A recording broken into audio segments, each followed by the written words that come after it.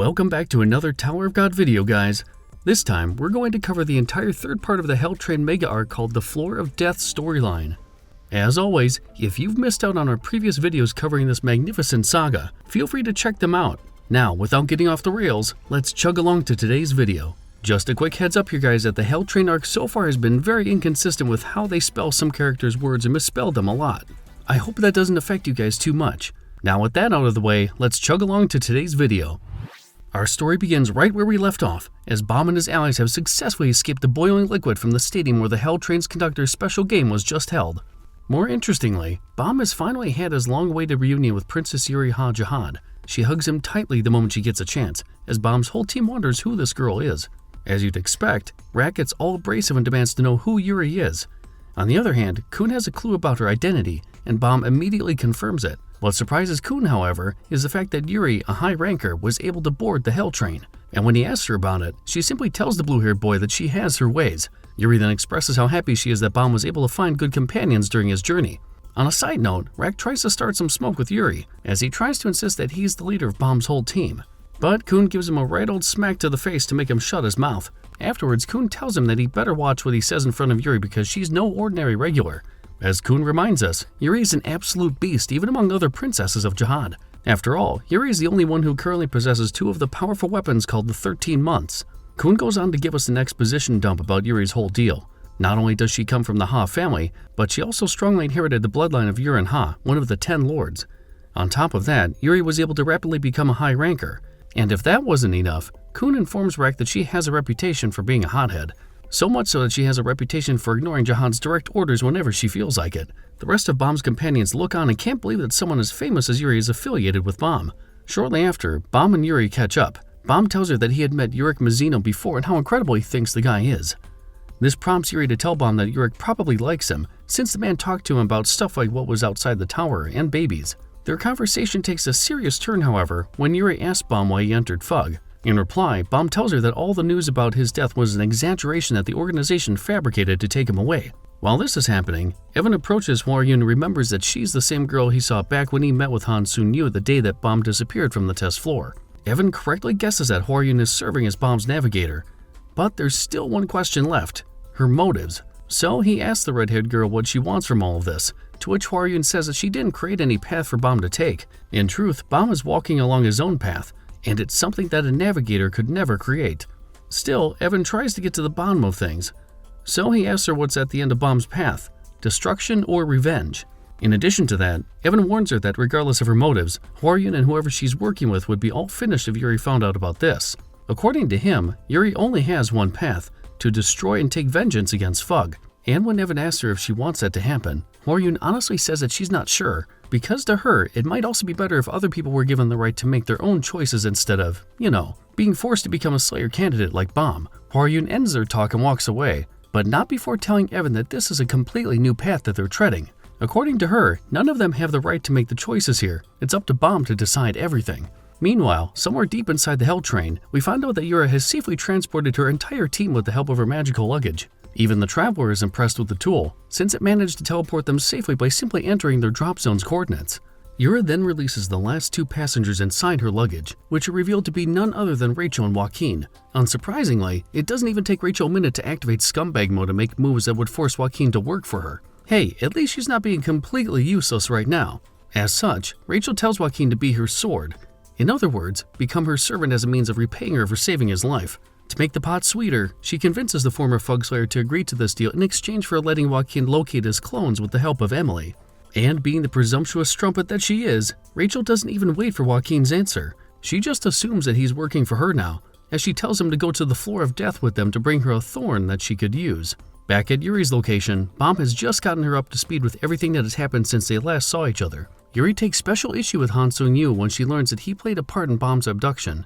A second later, she stands up and tells Bomb that she's going to the Floor of Tests to put Han Sung-yu in his place. However, Bomb stops her from doing anything rash just as she's about to leave. He pretty much tells Yuri that although Fug is a notorious criminal organization, there are people in there who are just doing what they're doing because of the injustices that Jihad and 10 great families did to them. Bomb adds that things are just going to get worse in the tower if Yuri attacks Fug now. We then find out that Yuri is actually planning to set herself upon Fug because of what they did to Bomb. But he basically tells her that he's a big boy now and he can deal with his own personal resentment towards the evil organization. Bomb then unlocks his inner pacifist and says that the most important thing right now is to stop the cycle of hatred and resentment from repeating inside the tower. It works too, as it surprisingly convinces Yuri to stand down. Not only that, but she commends Bomb's maturity. She then asks the rest of the group where they're planning to go next. Kun informs Yuri that they're headed for the floor of death, since that's where Rachel's group is going. Yuri suddenly panics and tells Bomb that there's absolutely no way she's going to let him go there. Bomb asks what the big deal is, and we get the lowdown from Kun. As it turns out, the floor of death is the nickname given to the 43rd floor of the tower. It's also known as the same floor where Ryu killed the administrator. But most importantly, it's also the place where Bomb's thorn was supposedly found. Kun then dumps more exposition and we find out that the 43rd floor has actually become a lawless wasteland ever since the administrator died there. However, there's a large number of fugitives who live there. In any case, the floor of death is a dangerous place for D-rank regulars to enter. On top of that, Kun is worried that there might be no way that they can use Shinsu while on the 43rd floor, since they wouldn't be able to establish a contract with an administrator while there. All of this information prompts Yuri to make Bomb realize that the floor of death is off limits. But as Kun puts it, they have no other choice, since they plan on stopping Rachel. What's more is that there are rumors that there's another thorn fragment that could be found there. So in the end, both Kun and Bomb insist that they're going to head to the 43rd floor no matter what. Realizing that there's no way to change their minds, Yuri allows Bomb and his friends to push through with their plan, but she has a couple of conditions. One, she and Evan are going with them. After all, they'd be in much safer hands if a high ranker like her would be watching over them. Two, Yuri tells Bomb that she's going to assess each and every member of his group. If they pass muster, she's going to allow them to join their adventure on the floor of death. However, if they don't, they'll have to stay on the train and wait for the rest of the team while they head out to the 43rd floor. Bomb agrees to these terms and is actually excited that Yuri's coming with them. Shortly after, we see Wagnan sitting in a corner as he gets all sad when he thinks about how useless and weak he's been. Hwaryun approaches him and basically tells Wagnan to buck up and stop putting himself down. After all, he'll get another chance to prove himself as long as they're on the Hell Train. However, Hwaryun also issues a warning and tells the blonde boy that as long as he's on the Hell Train, one of Wanyan's teammates is guaranteed to lose their life. Hwaryun leaves after telling him to choose carefully whether he wants to go on or not. Not long after that, Boro and Sachi make an announcement to the rest of their allies. Sachi reveals that the special game that they just went through earlier has just been a colossal waste of time for everybody involved, because its results have been rendered null and void due to the trainmaster's death. As such, they have to go through a portal, also known in their world as a transport device, that would allow them to take a substitute test. Sachi then informs everyone that Akka and Daniel are going to be leaving the Hell Train in order to tend to their wounds. Daniel then approaches Bomb to formally apologize for everything he did. Plus, Daniel even praises Bomb and lets him know that Fug had underestimated the boys' powers. He then wishes them well and they depart. Bomb and the rest of his crew head towards the portal, with Yuri and Evan right behind them. As the princess and her sidekick walks toward it, Evan starts to wonder if Repellista had anything to do with the events happening now. Specifically, Evan has suspicions that Repellista is leading all of them to the floor of death for some reason. In any case, Evan is certain about one thing, that something huge is about to happen.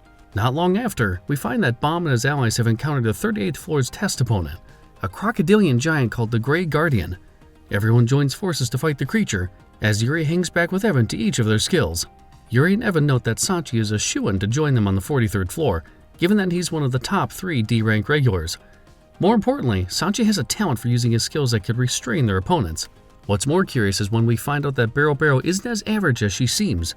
According to Evan, she just looks like a normal regular, but she actually possesses an ignition weapon. They then turn their attention towards Arkraptor, Misang, and Prince. Yuri and Evan note that they're nothing special individually, but they have superb teamwork that augments each of their otherwise lackluster abilities. Meanwhile, Yiwa, Chang, and Quaitro have formed a clique of their own.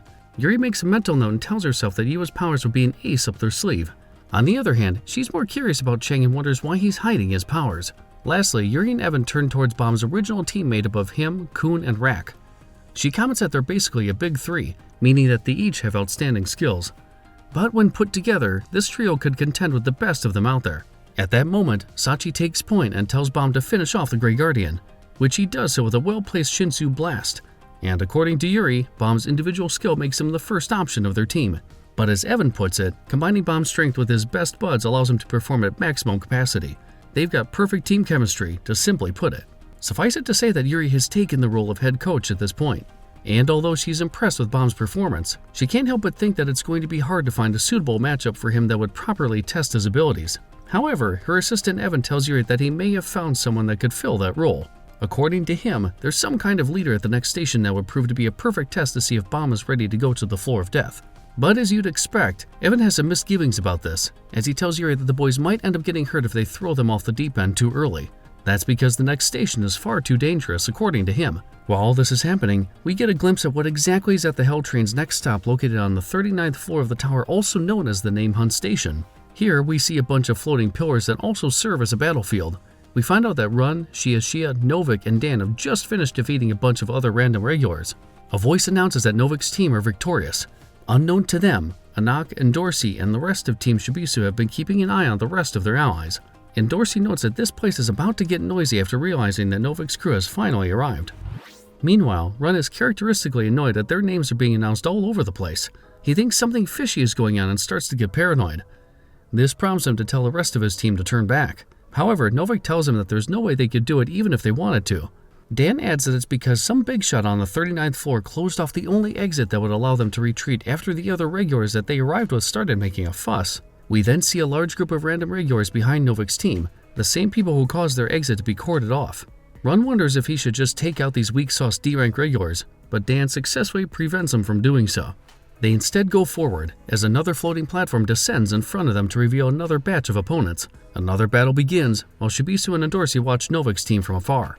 Shibisu comments that Run is showing an absolute masterclass in defeating their enemies, but Dorsey tells him that the boy might regret using a ball of strength before reaching the actual station on the 39th floor. In reply, Shibisu states that this place is not just a simple station, while Hats tells him that they should get moving soon. It turns out that Team Shibisu is hunting a regular called the Kaiser, but Dorsey tells them that they could wait a bit longer, because according to her, the only guy that she wants to hunt right now is on the train. Somewhere else, a random regular inside what looks like a throne room reports to his master, a horned dude named Lord Hesse. The underling tells Hesse that one of the new rivals on the 39th floor is a member of the Kun family, referring to Run. Hearing this, Hesse declares that he's going to quote-unquote hunt that name. Back inside the Hell Train, an announcer makes the call that Bomb's group has completed the test on the 38th floor. The white-haired girl's curiosity is piqued and wonders if Bomb gets his power from the Thorn or if there really is just something special about him. At the same time, we find out that Rachel and her team are successfully riding Joaquin's coattails, as the former Fug Slayer single-handedly carries the whole crew by single-handedly defeating the 39th floor's guardian and passing their test. Rachel tries to give Joaquin some praise, but he tells her to shut it. For one, he didn't agree to help them. He's just cooperating with their group so that he could find his last clone. Joaquin then asks Rachel if all the other passengers aboard the Hell Train are dead. Rachel checks Emily and tells Joaquin that they're not.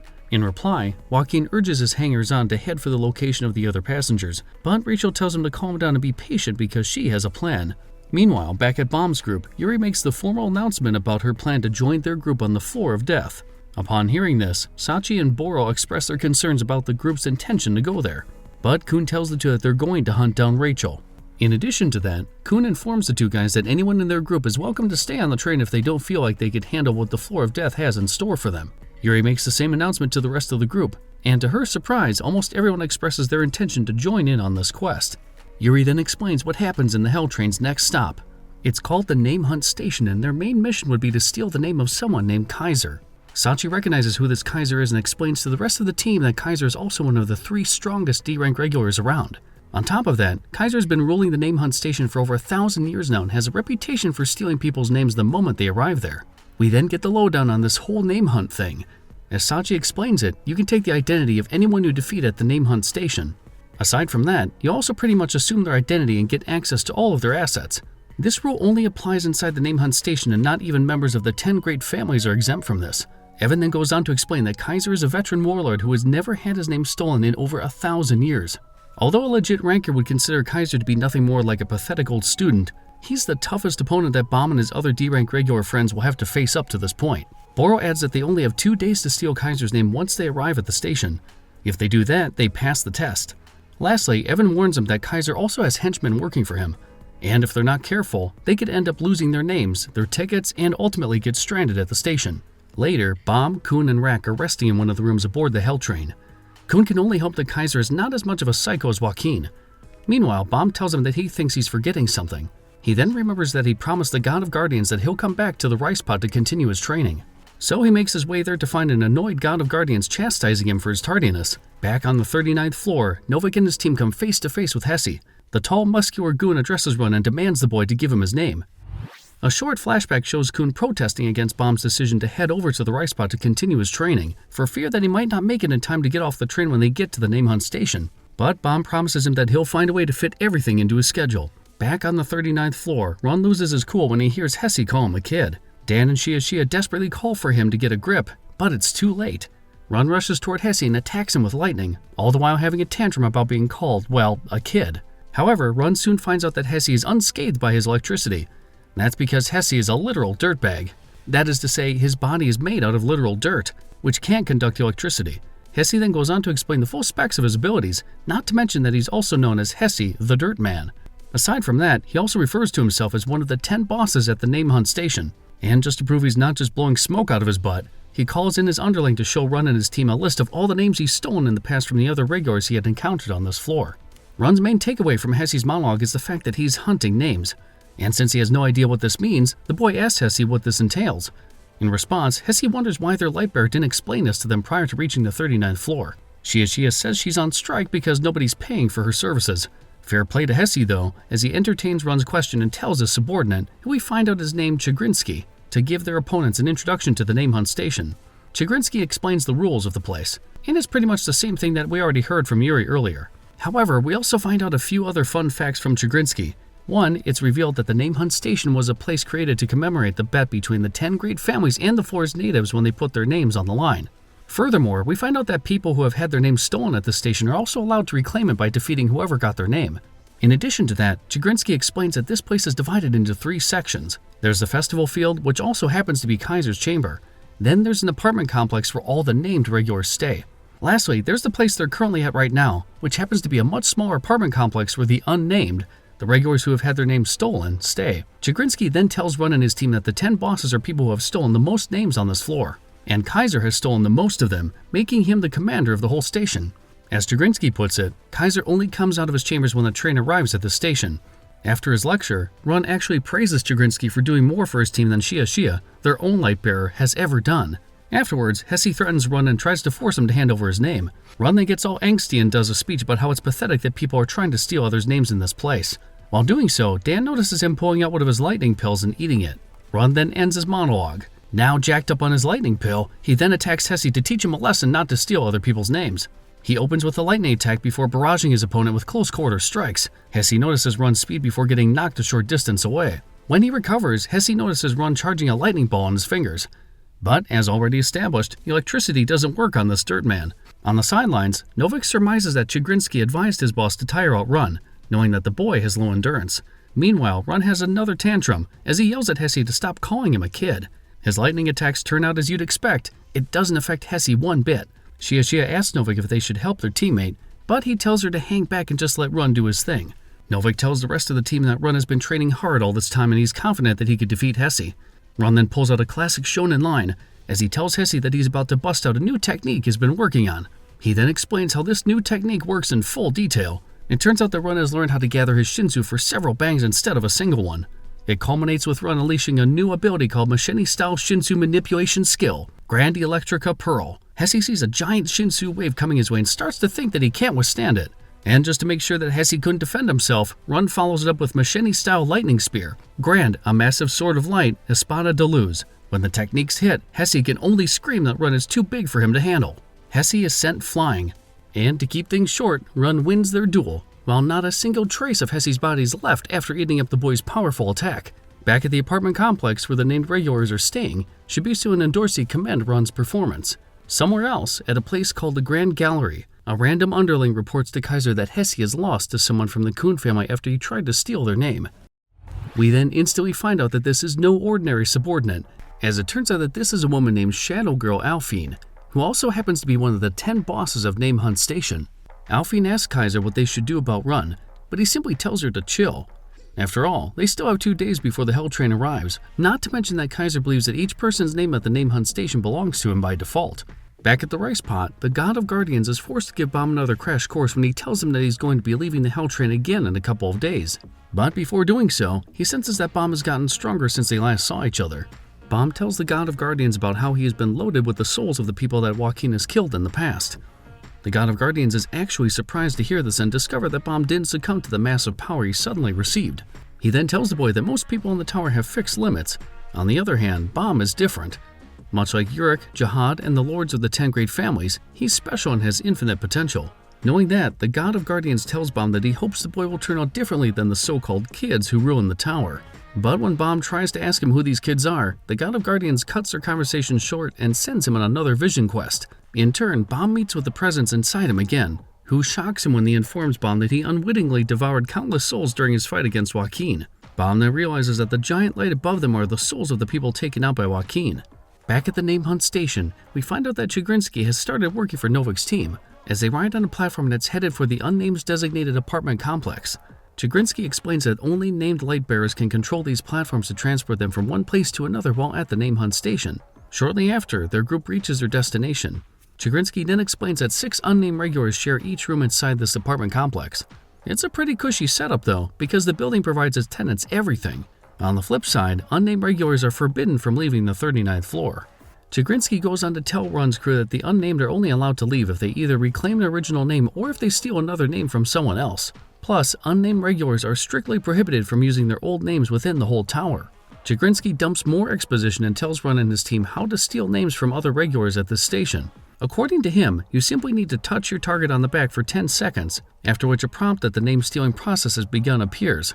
Other than that, you can also just destroy your opponent and you'll be granted their name. Once you've successfully done this, a scroll will magically be generated containing the name you just stole as well as a list of servants under your command.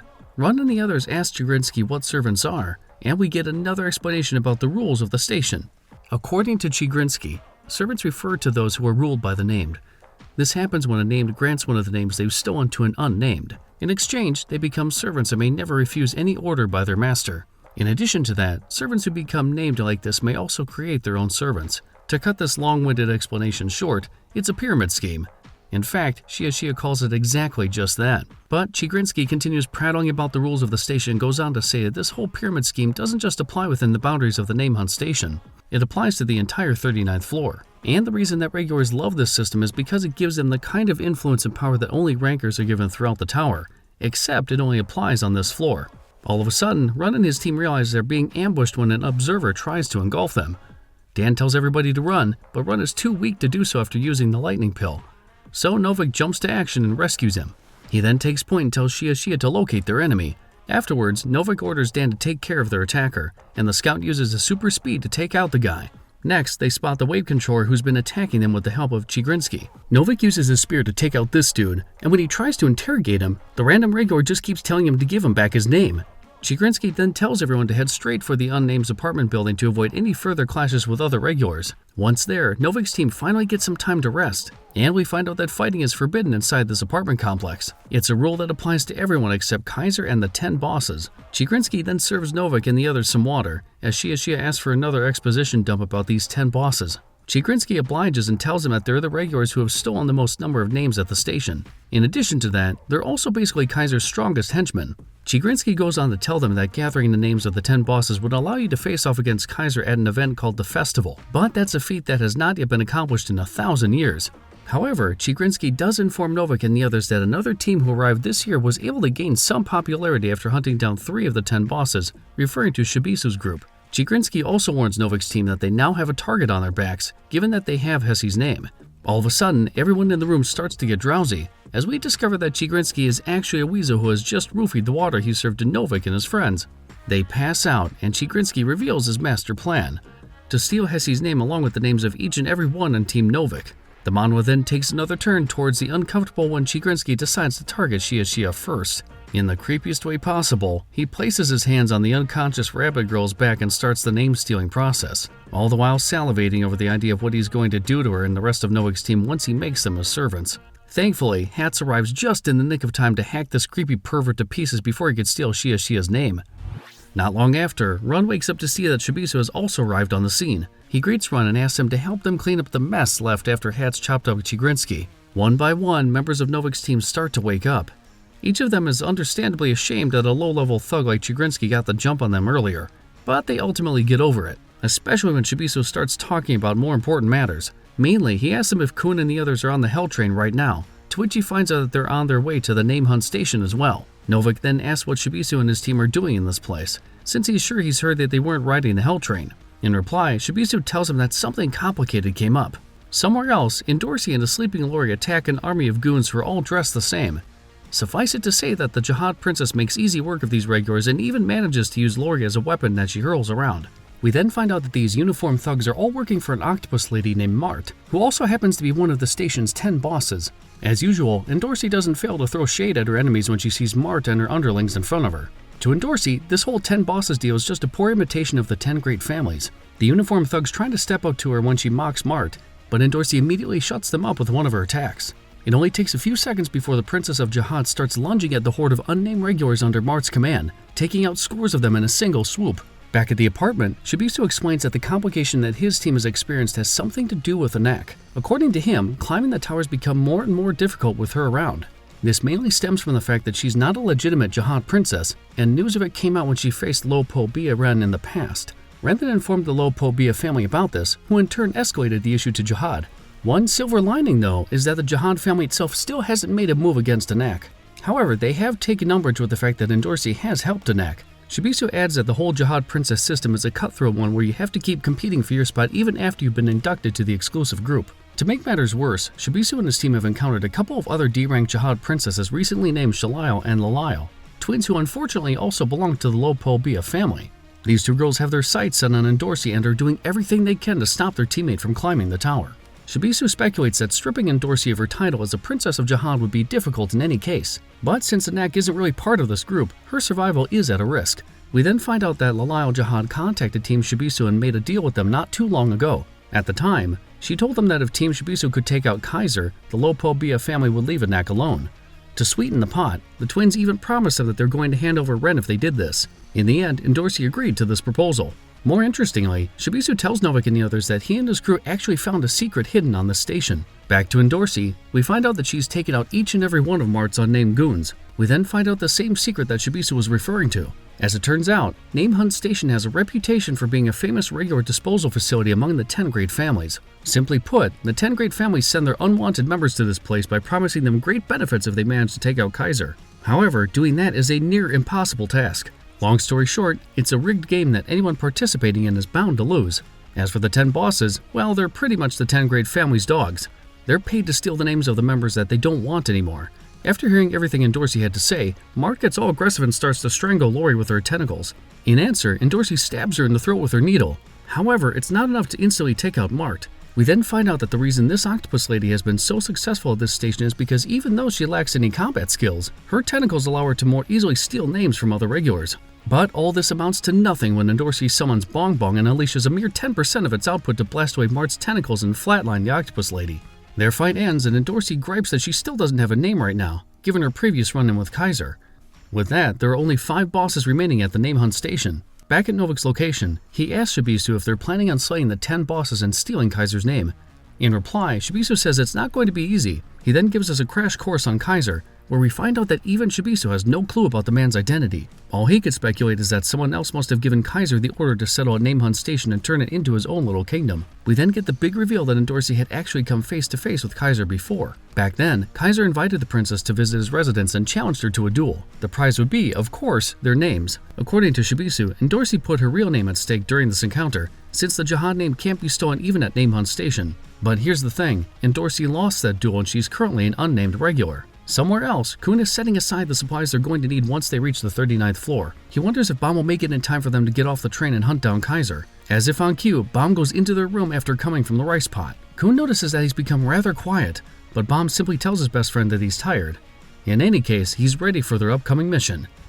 Later, Bam dreams of the conversation he had with the creature inside him while on his vision quest. The next day, Yuri gathers everyone for one final briefing only to find out that a lot of the other members who committed to joining them on the floor of death have backed out. Kun informs her that Quaitro and Chang left with the White Heavenly Mirror, while Barrow has chosen to stay inside the Hell Train with Joaquin's clone. On the other hand, we also see that Team Sweet and Sour have sidebarred themselves. Kun notices that Wagnan and the others seem to be having some kind of problem, and we soon find out that Wagnan has opted to stay on the Hell Train too. He then tells the rest of Team Sweet and Sour that they're better off hunting down Kasano in order to cure Huoyang. Wagnan remembers the prophecy that Huoyun told them earlier about how one of them is going to lose their life if they all decide to stay on the Hell Train. So he takes point and instructs Yiwa to join Bam and the others, since she's the only one who actually has the strength and skill level to keep up with the increasingly difficult foes that they're forced to face. This way, they might possibly avoid the prophecy and manage to tend to their other commitments as well. In the end, Yiwa and the rest of Team Sweet and Sour agreed to Wanyan's plan. He then relays this to Kun and Bam. Kun has some reservations about Wagnan's decision, considering that they might lose if they manage to locate Gasano. But Wagnan's mind is set and he tells Kun that they'll find a way to make it work. On the other hand, Bomb turns into a sad boy again as he remembers what happened in his vision quest before agreeing to Wagnan's decision. And with that, Wagnan bids them farewell and good luck. Yua tries to protest with Bomb that he should try and convince Wagnan and the rest of Team Sweet and Sour to stay, but he tells them that they each have to take responsibility for their own actions. Yuri then calls everyone's attention as she tells them that they're about to pull up at the Name Hunt station. The Hell Train makes its stop shortly after that. Before getting off, Kun checks up on Bomb and suspects that his mood change has something to do with what happened at the rice pot. We then get a flashback where we see the full extent of Bomb's conversation with the creature inside him. In it, the creature tells him that his true power is the ability to devour everything. The creature tries to convince Bomb that he's actually a merciless glutton who's perfect to rule over everything in the tower. But unlike those that came before him, Bomb has the power to destroy the rules. Not only that, but the creature tells him that Bomb is wasting his talents by protecting his friends and even gaslights the boy into thinking that he's actually kind of a jerk for only saving those Bomb deems worthy. In the end, Bomb's beliefs are shaken when the creature tells him that he couldn't accomplish his dream of bringing justice into the tower. At the very least, he's not the guy who's going to do it. We then find out that the shock from this revelation was enough to allow Bomb to break the rice pot's powerful spell that allowed its users to go on vision quests. In the present, we find out that Bomb has just told this whole story to Rak and Kun. Kun still has no clue about the nature of Bomb's abilities, while Bomb lets them know that he's been using his powers without consideration up until this point. As such, he believes that now is the time for him to look for answers on his own, especially about his true self. Shortly after, Yuri wishes Bomb well, as he and his team finally get off the Hell Train to proceed with their hunt for Kaiser. The announcer at the Name Hunt station belts out the names of each newcomer, and everyone from Shibisu to Endorsi knows that Bomb has arrived when they hear the name Jovial Grace mentioned. Meanwhile, Kaiser also recognizes Jovial Grace, and we find out that he is working with Liliao and Shiliao. The twins express their excitement when they find out the quality of competition that's just arrived at the Name Hunt station. Bomb's group are then met by a squad of random regulars who look like teddy bears, but they're less worried about these fools than they are about the fact that the announcer just referred to Bomb as Jovial Grace. This is especially concerning, especially when we find out that the name Jovial Grace had already been scrubbed from the tower system after the workshop battle, which means that Bomb is currently registered by his real name, the 25th Bomb. In fact, even his own pocket uses that username for him. Sachi surmises that someone here at the station probably knows Bomb's other identity, and the reason that they were able to use his Fugslayer candidate name is because Name Hunt Station isn't managed by the tower's supervisors, it's handled by regulars. Their whole team wonders how someone knows about Bomb's secret former identity, but they ultimately decide to table the matter for now. As Sachi puts it, what they should be concerned about is how the other regulars at this station will probably have Bomb and his crew in their crosshairs. Back at the unnamed apartment, Run takes a power nap. He's woken up by Shia, who informs him that Kun and the others have arrived. He then wonders if they're going to push through with their so-called ridiculous plan. This plan is soon revealed when we find out that the person who outed Bomb's name as Jovial Grace is none other than Anak, who is currently inside the unnamed area's studio. As she holds the station announcer hostage, Anak forces the man to say exactly what she tells him to, and the announcer agrees. In answer, Anak orders the man to tell everyone this at the station. Jovial Grace, the Fugslayer candidate, has arrived to free this station from Kaiser. All unnamed who wish to reclaim their names, please open the door and come outside. Join Jovial Grace's revolution. Back near the station's entrance, Bomb and his crew make easy work of the teddy bears. Kun then goes on to explain the whole station's pyramid scheme to the rest of the group after that, where there's pretty much a hierarchy to their social system. More importantly, Kun goes on to reiterate that they have to steal the names of the 10 bosses before they could get to Kaiser. To make matters worse, they only have until tomorrow to accomplish all of this. And according to Kun, it's going to be unavoidable to face other teams who are also actively hunting down the 10 bosses. Shortly after, the group links up with Shia, who finally gets her wages from Kun. Kun wonders if it was Team Novik's idea to release Bomb's identity as Jovial Grace to the rest of the station. Shia then gets Kun and the others up to speed with what happened to Endorsi, mainly about how she lost her name to Kaiser. Shia also informs the group that she agreed to help Shibisu's team until Endorsi gets her name back from Kaiser. She then pulls out a wig resembling Bomb's hairdo back when he was still Jovial Grace and asks him to wear it. Bomb does as he's told, while Kun forces Shia to tell them what she's got up her sleeve. All of a sudden, numerous unnamed regulars start approaching Bomb and his group. Nearly all of them, except for Shia, fear the worst, thinking that they're about to get into a fight. But the unnamed regulars suddenly bend the knee and start calling Bomb Lord Viol, thanking him for coming to the station to save them. We then get a flashback from 2 days earlier where we get the full lowdown on what Team Novik and Team Shibisu were planning all along. First, Shibisu explains that Kaiser has the option of fighting whoever he likes. However, there's one exception to this rule. There's an event called the Festival where anyone who has gathered all the names of the 10 bosses would be allowed to challenge Kaiser to a fight. However, Shibisu also tells him that the problem lies in the fact that the 5 remaining bosses at Name Hunt Station are currently hiding, so he comes up with a plan to bring them out of their holes, to use Jovial Grace and lure them out. Dan's not sure if this would work, since there is the possibility that the remaining bosses would just go further into hiding once they find out that a former Fug Slayer candidate has arrived at the station. But Shibisu explains that they're basically going to use Jovial Grace's name in order to bring all the unnamed regulars to their side. In turn, Kaiser and the bosses would take notice of this, since it would mean that their whole pyramid scheme and social structure within the station are being threatened. When this happens, Kaiser and the other bosses would have no choice but to respond accordingly, revealing their respective locations. In the present, Anat continues to force the announcer to do her bidding. This time, she makes him tell the rest of the station that Jovial Grace will fight Kaiser and drive him out of this place. In short, they won't be slaves to the pyramid scheme anymore. So if they want this to happen, all they should do is head to the front gate of the station. It works too, as more and more regulars rush there in hopes of getting their name back with the help of Bomb. Meanwhile, Kun realizes what Shibisu and the others are trying to do. Back inside Kaiser's base, Alphine reports what's happening at the front gate and Jovial Grace's arrival. Liliao and Shiliao realize that Bomb and their other enemies have one-upped Kaiser by bringing the unnamed regulars to their side. Kaiser, on the other hand, wonders what purpose Bomb has for attempting to uproot the station's social structure. Still, he has a feeling that all of this seems to be fabricated. Kaiser then makes the order to contact the remaining bosses and tell them to keep themselves hidden. On top of that, he commands everyone to not lay a finger on Bomb, because he wants to deal with him personally. There's one problem though. Unknown to Kaiser, the remaining bosses are going for a bit of insubordination, as each one of them decides to hunt down Jovial Grace. We also get the names of these remaining characters, such as Yukon the Toxic Waste Human, Underwater Don Clan Lulu, Variovani, the Key Man, and the Genius Swordsman, Ari Inieta. Back at Bomb's location, Shia adds another whole layer to the ruse when she introduces Sachi, Yiwa, Huayun, and Rak as Jovial Grace's generals known as the Four Lords of Fug. As such, the unnamed regulars must now follow their orders and are now tasked with fighting off the Kaiser and the 10 bosses' minions when the time comes. Shia disperses the crowd as the unnamed regulars continue to rejoice over their supposed saviors. When the mob clears, Kun gives Shia an earful and demands to know what's going on. She finally gets him up to speed and tells Kun that this was all part of Shibisu's plan to help Endorsi get her name back from Kaiser. All of a sudden, an overzealous unnamed regular approaches Bomb and starts begging him to take out Kaiser. We also get to find out that Kaiser's actually a woman at this point. In any case, the unnamed regular grovels before Bomb and tells him that Kaiser stole his name, made him take his friends' lives and all that. Somewhere else, Team Shibisu are scouting the station to check if the remaining bosses have caught their bait, but they soon discover that none of them has yet to reveal themselves. Shibisu suddenly gets a message from Kun on his pocket, pretty much telling him how mad he is about this whole Jovial Grace plan. But Shibisu focuses on the mission at hand instead.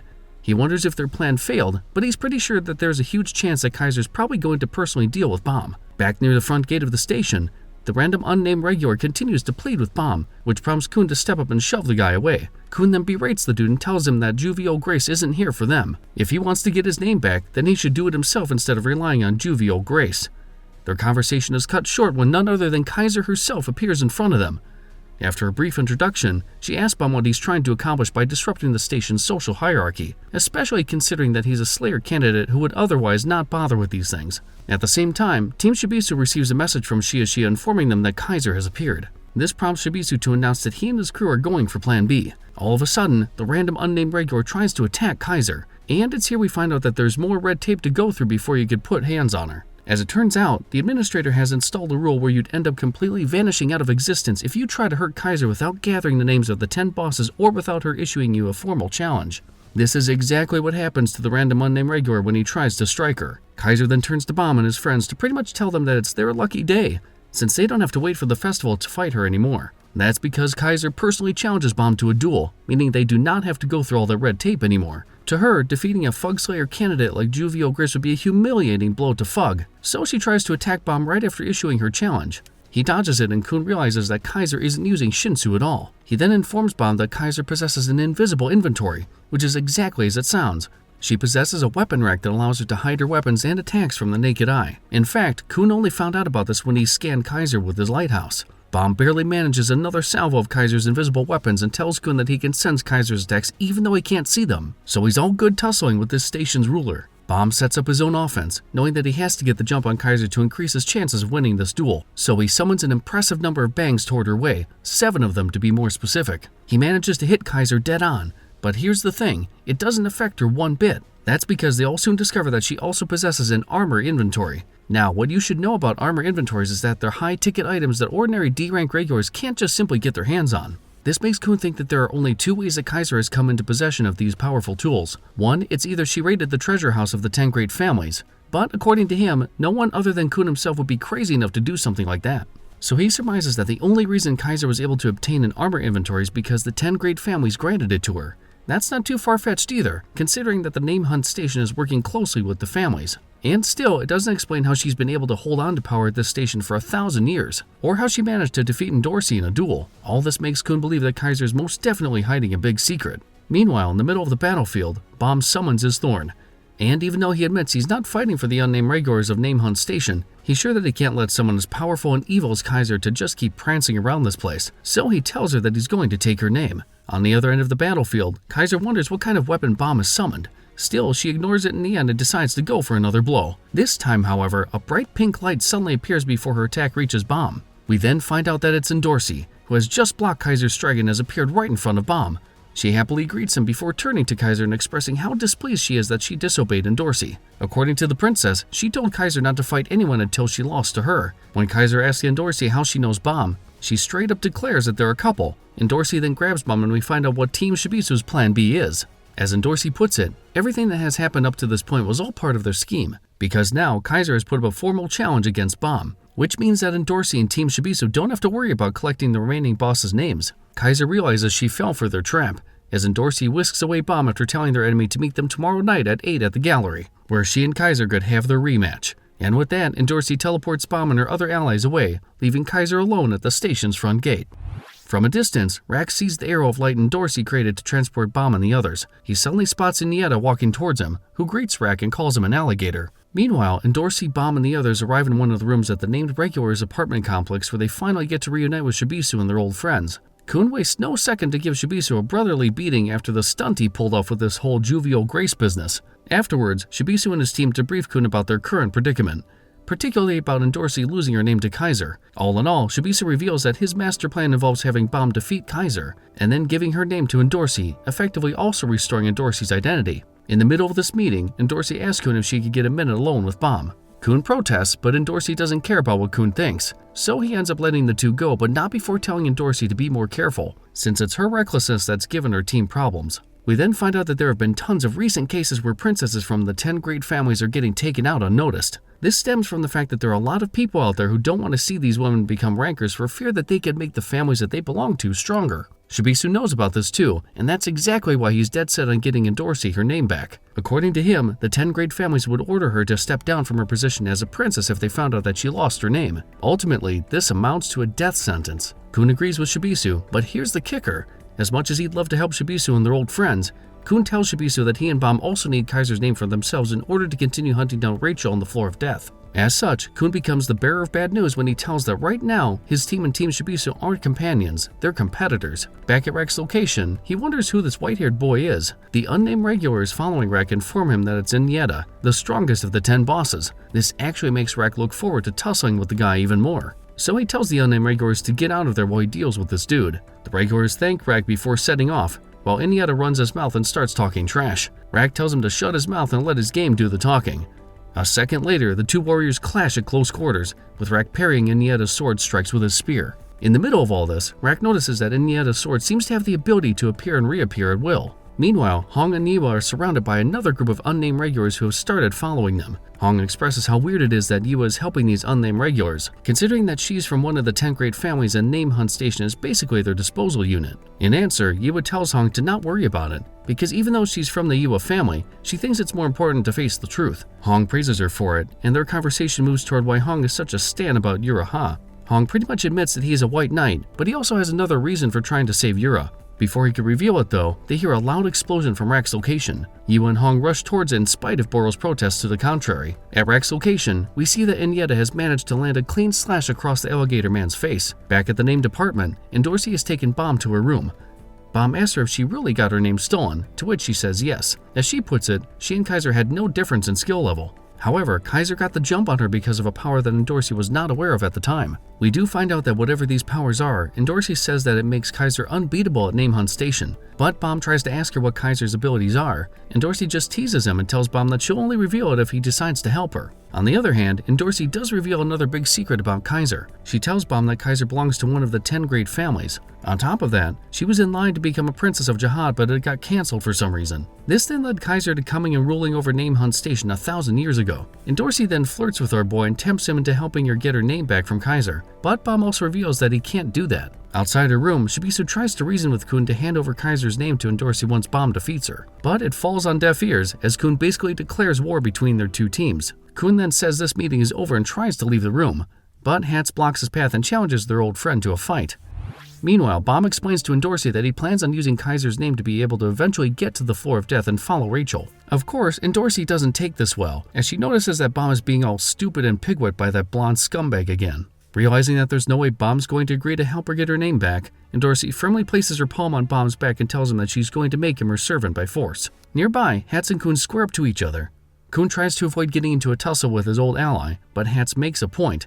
If they're going to compete with each other's team, he might as well make sure to stop one of its members. With no other choice left, Kun pulls out a knife from his lighthouse and prepares to throw it down with the swordsman. Shibisu, on the other hand, tries to stop the two from fighting, but it's no use. Hats and Kun clash at close quarters, and the two are evenly matched. Kun eventually finds an opening and uses his lighthouse Shinsu manipulation skill weapon boost, Emerald sword technique to try and slice up Hats, but he's able to defend against it. Hats then answers with Dance of Ghostfish 7 shots, the Ascent of Dragon, to try and take out Kun's lighthouse and prevent him from augmenting his combat capabilities. The technique manages to open up Kun's defenses, and the two get into it at close quarters again. They eventually manage to land a shot at each other's face before resetting. Shibisu continues to try and break the fight up, but the two are too heated to heed his words, as Hats resolves to using a technique that would permanently injure Kun. The two get into another clash, as Kun manages to open a cut on Hats' cheek.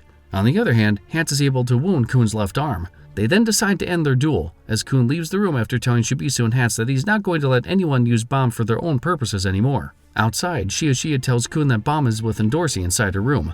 While this is happening, we find out that Endorsi is planning to steal Bomb's name to force him to work for her, but Kun arrives just in the nick of time to stop the process. Endorsi lets Bomb go and makes them realize that her life is on the line here, so they should really help her get her name back. But Bomb and Kun remain firm on their decision to use Kaiser's name to go to the floor of death. Bomb explains that he's not going to the floor of death for Rachel alone.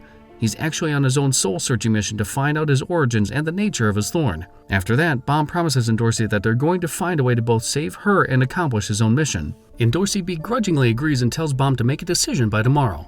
Kun, Bomb, and Shia leave the room, and they express how much of a pickle they're in. At Kaiser's base, Alphine informs her that Inieta has ignored her orders to stay put. Kaiser isn't too pleased about this, but she formulates a different plan to make things go their way. Specifically, she orders Alphine to give the order to the other bosses to help Inieta defeat Rak. All in all, Kaiser plans on picking off Bomb's allies before they can link up with one another. Once they capture them, they're going to put them up for auction. Meanwhile, Rak is still fighting Inieta.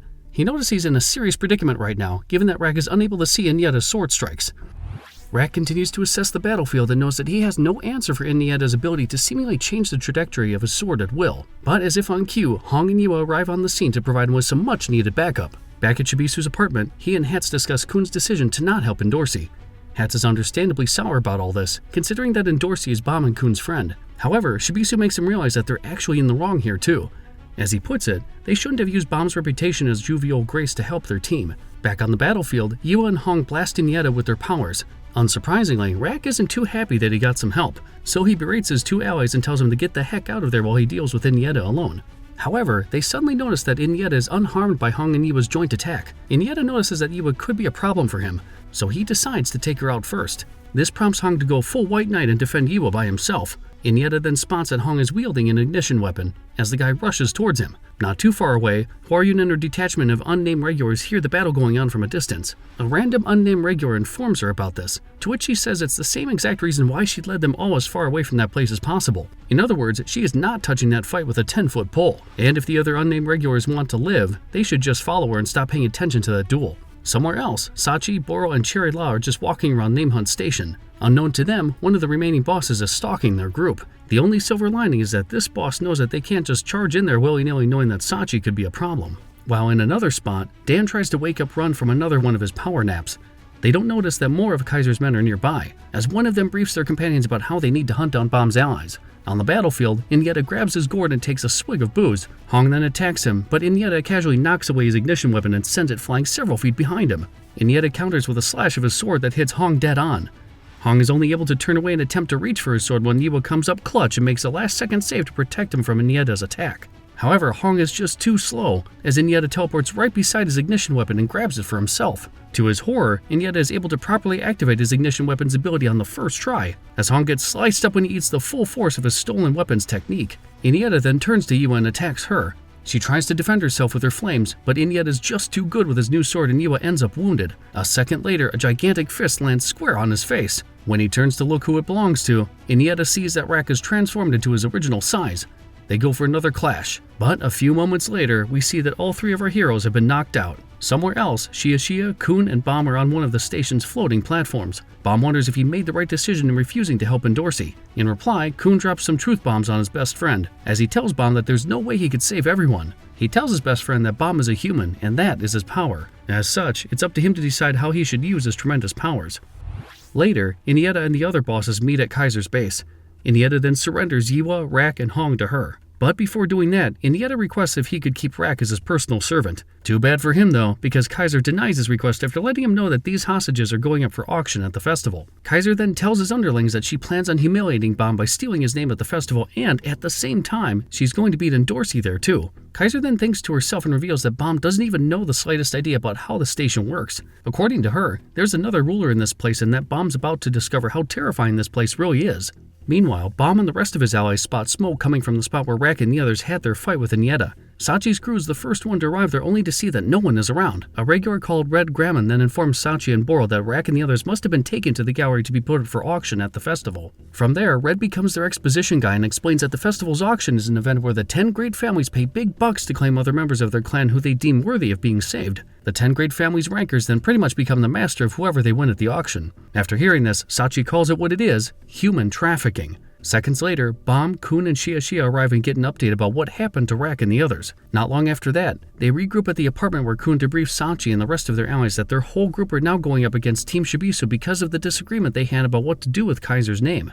When Bomb asks who exactly kidnapped Rak, Yiwa, and Hong, Red informs them that it was Ari Inieta. Kun and Bomb realize that Inieta belongs to the same great family as Joaquin, while Red continues his exposition dump and lets them know that Inieta is the only boss that Kaiser acknowledges. All of a sudden, an earthquake rocks the entire station. Red then explains that Kaiser's gallery is rising to the sky in preparation for the upcoming festival. They do this in order to prevent unqualified, unnamed regulars from joining the event. Inside the gallery, Vanny the Keyman performs a seal under Kaiser's orders. We soon find out that Vanny has just secured the hostages inside a chamber so that no one else could try and steal their goods. Far away at the apartment, Kun notices that the gallery, which is now floating high above in the sky, has something attached under it. Red goes on another exposition and informs the group that it's called the Floating Island and it's where the auctioneer's ships will dock once they arrive for the event. Red then explains how the auction works to Bomb, and it's pretty much the same thing he told Sachi earlier. On the other hand, he sheds more light on further details about how the event is conducted. Mainly, there are going to be 8 ships that will surround the floating island from which the auctioneers will come. The auctioneers are then allowed to watch the festival so that they could basically determine how much they're willing to pay for the goods. On top of that, the auctioneers may request the hostages to fight to the death to further determine their value. And lastly, the festival is also the only event where people who have gathered the names of the 10 bosses may be able to challenge Kaiser. Afterwards, Kaiser makes an announcement throughout the whole station and reveals that she just pulled some new rules out of thin air. Because she rules the place, she's allowed to create a special event at the upcoming festival where she's pitted Jovial Grace against Dorsey. Everyone hears this, and both Team Shibisu and Bomb's group agree that Kaiser has pulled a dirty trick on them. On the other hand, Kun knows that Kaiser is planning to turn Bomb's friends against one another. He asks Bomb what they should do next, and Bomb tells his best friend that they have no other choice but to go to the festival. Props to Dan, on the other hand, as he elects to take on the mission of locating their kidnapped friends and rescuing them at the event. Sachi then asks Red if everyone is allowed at the auction house, to which the exposition guy goes on to say that all named regulars at the station are welcome there. Kudos to Red too, because he and his friend volunteer to guide Sachi and the others around the place. Meanwhile, we find out that the auctioneers have arrived at Sector 7 of the docked floating ships at the event's venue. They notice that this festival's auction house appears to be larger than the ones from previous events. Curiously, we see that Bomb's Fug mentor, Ha Jin-sung, is one of the auctioneers attending the festival. Jin-sung surveys the auction area and we find out that, as always, he's just passing by. Still, he takes this opportunity to keep an eye on his favorite student. Jin-sung is relieved that Bomb has survived his fight with Joaquin, but he can't shake off the feeling that something weird is happening at this event, since a battle between a Fug Slayer candidate and a Princess of Jahan would be too big to be held at a trivial stage like this. Meanwhile, we see Kun and the rest of his group at the apartment as they weigh their options. Kun asks Red if the event has always been this noisy. Red tells him that it just so happens that this particular festival is livelier than usual because Kaiser is probably planning the public execution of Jovial Grace. On top of that, Red is aware that Kaiser invited all the named regulars to the festival to distract them from the fact that the unnamed have started rebelling against her and the bosses. Kun then tries to formulate a plan to infiltrate the floating island and rescue their friends. Red informs the group that they have 3 entrances that they could use to sneak into the island. With that information, Kun decides to split their group into 3 teams. His and Bomb's crew will hunt down Kaiser, while the other 2 groups would be in charge of rescuing Rack and the others. An hour later, Kun and everyone else clean up and make their way towards the floating island. Kun asks Red where the floating island came from in the first place, to which he tells him that it's always been there. It just used to be invisible. More concerning is that Red knows that the floating island was created by the workshop and that they filled it with traps inside. Upon hearing this, Bomb makes it known that he really doesn't care about the traps, since he's already dealt with the workshop's inventions in the past. What he wants to do is just save their friends. We then find out from Kun that he and Shibisu came to an agreement that Team Shibisu would help them rescue the hostages. But Shibisu made it clear that their primary concern is to save Endorsi, so if they don't gather the names of all 10 bosses within the time limit, they'll be forced to try and defeat Bomb in battle. Not long after, we see that one of the teams in charge of rescuing the hostages has arrived at the floating island. This group is made up of Sachi, Novik, Boro, and Hwaryun. Somewhere else, at the hidden maze near the floating island's 3rd entrance, the 2nd hostage rescue team has also arrived. We discover that this team consists of a still exhausted Run, Shia, Dan, and the unnamed regular from earlier who also happens to be Red's friend. The unnamed regular informs the rest of her group that they're going to find the hostages after going through this maze. Dan wonders if there's a chance that Kaiser and her men would move them, but the unnamed regular tells him that chances are slim for that to happen. Then she starts telling her origin story and we find out that she once broke into this place to save one of her friends. In the end, she failed to accomplish this and her companions were sold off at auction. What's more is that this friend of hers also happened to be a member of the 10 great families. After telling her sob story, Dan tells the crew to get a move on and rescue the hostages as quickly as possible. Shia also informs them that the other teams have also arrived at their assigned locations. The group descend into the maze. Unknown to them, Inieta is keeping watch nearby. In another spot, we find out that Team Shibisu has arrived at the hidden path near the floating island's 2nd entrance. Endorsi rants about why they're wasting time trying to save the hostages when they could just easily solve all of their problems by having Endorsi defeat both Bomb and Kaiser. Shibisu respects that Inieta must be up to something when he kidnapped Rack and the others, since he never used to come out of hiding back when Team Shibisu was hunting the guy. Also, Shibisu has made sure that all their bases are covered, as we find out that he stationed a Knack and Vespa near the residences at the station in order to know if one of the bosses suddenly appears there. The team continues their search for the hostages, while Endorsi can't shake off the feeling that she's being watched. She's right to feel that way too, because the twins Shalile and the Lyle are indeed stalking the team from afar. Meanwhile, Bomb and Kun's team has also arrived on the floating island. Red tells them that most of the named regulars who have attended this event are working for Kaiser and the 10 bosses. As such, they should be extra careful not to attract any undue attention towards themselves in order to avoid a premature scuffle. Bomb asks Red where they could find the corridor leading to Kaiser, but the Horned Man tells him that even he doesn't know about that. Their best course of action would be to ask an insider about it. All of a sudden, they hear a loud slam when one of the remaining bosses, the toxic waste human Yukon, drops down from above and right on top of one of his henchmen. Yukon lives up to his reputation as he berates and beats on his underling. In the end, he starts shouting and calling for his men to bring him Jovial Grace. Bomb and Kun realize that Yukon is one of the 10 bosses, as Red warns them not to do anything rash. But Bomb consults with his best friend, and Kun gives him the blessing to confront Yukon. He then approaches the hulking boss and asks him where they could find the corridor. Yukon tries to intimidate Bomb as he tells the boss to get his foot off his henchman. This angers Yukon, while Bomb tells him to stop looking for Jovial Grace. Bomb continues to tell Yukon about Jovial Grace and basically lets him know that he's not in a good mood right now. Yukon then tries to attack Bomb, but our boy easily blows him away with a Shinsu blast. We also find out that Bomb has managed to reach a certain degree of clarity in his perspective, as he monologues about how he knows that his actions may not always be just, but he's sure about one thing, that he has the right to be angry, and right now he's very, very angry. Bomb's hit is so devastating that Red can't help but ask Kun who the guy really is, to which he tells the Horned Man that Bomb's just a random regular who happened to be passing by on the train. Yukon is almost knocked out with that single Shinsu blast, but he's still able to go for a Hail Mary of a play. In fact, Red and Yukon's underlings notice that the guy is about to release his ultimate technique, which is to spew toxic waste all over the place. As Yukon's nickname suggests, he's a regular who has the ability to absorb all the toxic waste in one place and turn it into an acidic liquid that could melt down almost any defense. The named regulars under Yukon's command start scampering to get away from the acid rain, as it gushes out of the tubes attached to Yukon's body. Kun then uses his lighthouse to form a barrier and protect his friends. Yukon sees us and can't believe that Kun's lighthouse is strong enough to withstand his toxic waste attack. Bomb then finished the job by raining down bangs all over Yukon. He then sets his hand on Yukon's back and attempts to steal his name. Yukon begs Bomb not to do it and becomes super repentant when he realizes that he's kneeling right in front of jovial Grace. The named regulars under his wing see Yukon properly humbled and lose respect for him as he pleads with Bomb and Kun to let him keep his name. In reply, Kun tells Yukon that they won't do it, but only if he tells him where they could find Kaiser's gallery. Yukon gets all paranoid and says he couldn't possibly divulge that information, so Kun blackmails him and tells his former underlings that they could turn Yukon into their slave. Ultimately, Yukon agrees to tell Bomb and Kun what he knows. He admits that he has no clue where to find the gallery, but he knows someone who does, Alphine, since she's pretty much Kaiser's closest confidant. At this moment, we see that Alphine has just been informed that intruders have entered the floating island's second entrance. Meanwhile, the unnamed regular in Dan's team leads them to a section of the maze that will get them to the exit. It's a straight fall from where they are down to the other end of the maze, but they have no other choice but to go through it. However, before they could leave, Shiashia's lighthouse informs them that Inieta is approaching their location. Run then volunteers to stay behind and deal with Inieta while Dan and the others continue their search for the hostages. At the same time, we see Inieta thinking the same thing every poor corporate stooge has on their mind, as he gripes about the fact that his boss pretty much stole all the credit for the hard work he did kidnapping Rack and the others. All in all, Inieta just wants to have some fun and have a good duel with someone who would actually challenge his skills. Well, his wish is soon fulfilled when he spots Run arriving. Run gobbles up another one of his lightning pills as he prepares to throw down with this swordsman from the Ari family. Inieta tries to talk smack before their duel, but Run just wants to get this over with. So he tells Inieta to shut up and fight. The two warriors clash and are evenly matched for a bit. However, Inieta notices that Run's movements are getting faster and faster the longer they exchange blows. On top of that, he can't believe that his opponent is strong enough to block his sword strikes with his bare fists.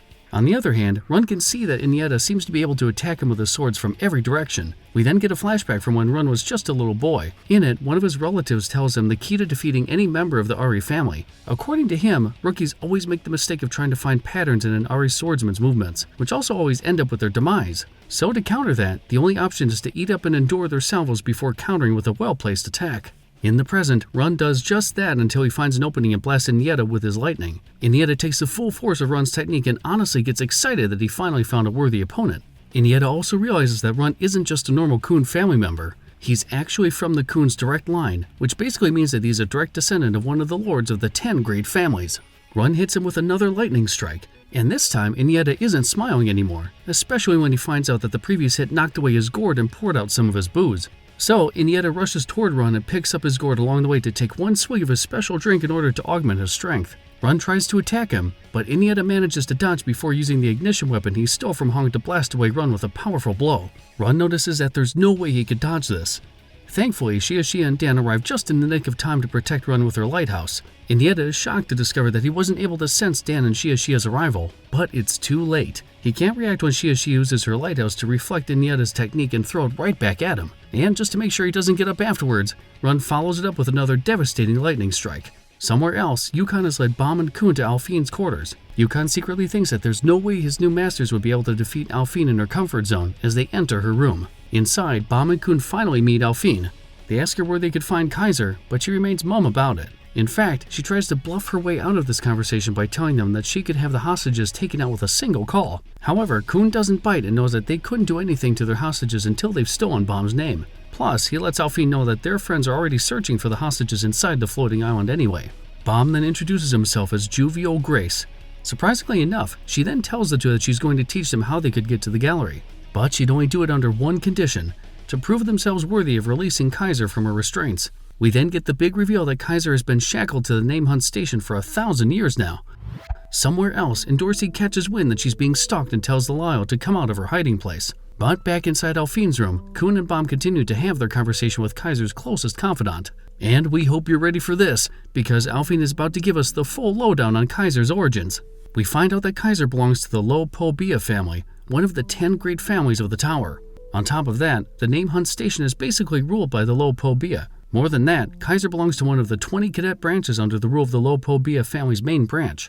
According to Alphine, Kaiser was a prodigy who was selected to become a princess of Jihad Canada when she was just 14 years old. Alphine then goes on to give us more details about the Lo Po Bia. For one, its head is known as the strongest anima inside the tower. An anima is simply a person who can control animals, people, and mythical creatures inside the megastructure. Now, Kaiser belongs to a specific cadet branch within the Lo Po Bia family called the Grey Wolf Clan. This clan was nothing special compared to the other cadet branches and only gained some recognition when Kaiser was selected to become a potential Jihad princess.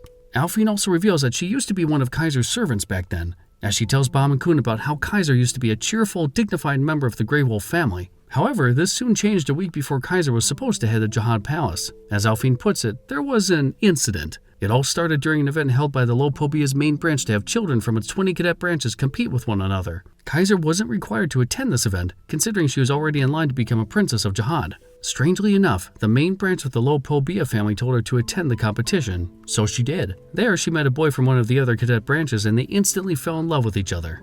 So, Kaiser and the boy decided to run away and elope. Little did Kaiser know that this was all part of a test to see if she was really qualified to become a princess of Jihad. It was soon revealed that even the boy she fell in love with had been working with the Jihad family to test Kaiser. And since she chose young love over her duty as a potential Jihad princess, Kaiser ultimately failed the test and got her candidacy revoked. This angered the Lopobia's main branch and they ordered everyone from the Grey Wolf cadet branch to be imprisoned.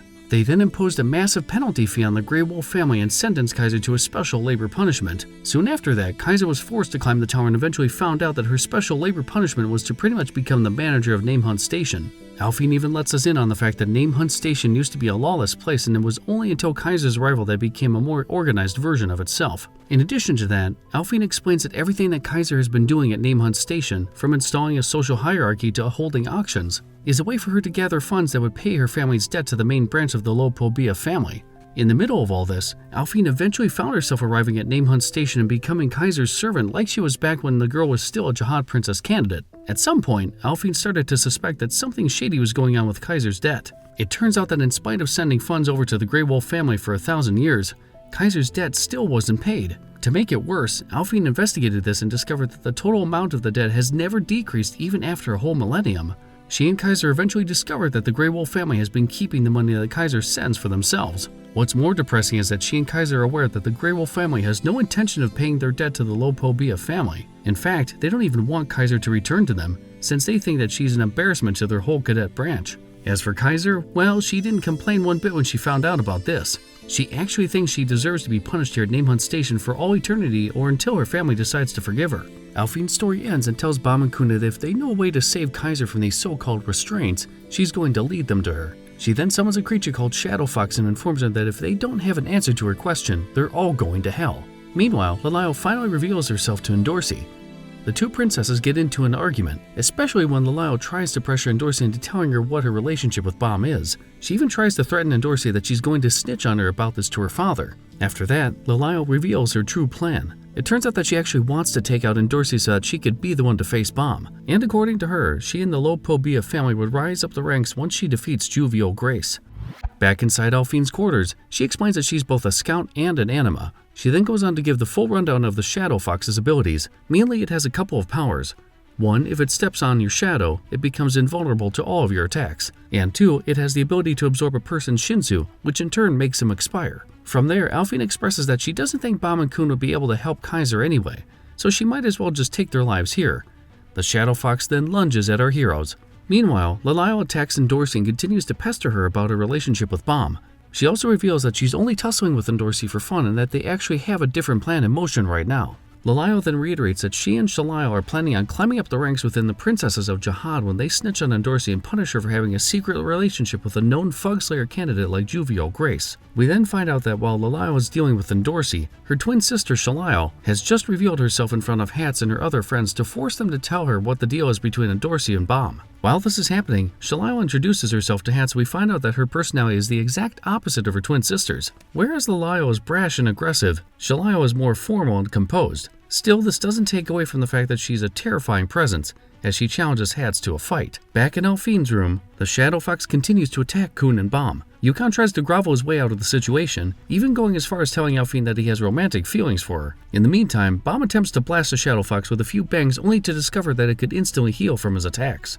The Shadow Fox then gives Yukon his much-needed comeuppance, as the beast chomps down on him. It then sucks off all his Shinsu before gobbling Yukon up. Bomb gets all naive and tries to rescue Yukon, but Kun makes him realize that it's too late to do anything for the guy. What's more concerning is that Kun notices that Alphine is gone when he turns toward her desk. On top of that, he discovers that they'd been talking to a phantom that Alphine created with her observer this whole time. So Kun decides to focus on the Shadow Fox. He knows that going toe-to-toe with this beast would be futile and there's no way they could simply escape it within this enclosed space. On the other hand, Kun knows that he just has to find its tank, the object that animas use to cage the creatures they control, in order to stop the Shadow Fox. Kun looks around the room and can't find anything resembling its tank, so Kun comes to the conclusion that the entire room is in fact the Shadow Fox's entire tank. He then comes up with a plan and tells Bomb to use his thorn to gather all the Shinsu inside the room and transfer it to another place. Specifically, he plans on transferring the Shinsu within the room and sending it to his lighthouse, which will then serve as the Shadow Fox's new tank. In turn, this would allow them to contain the beast and remove it as a threat. Not too far away, we see Alphine walking along a hallway to head over to Kaiser.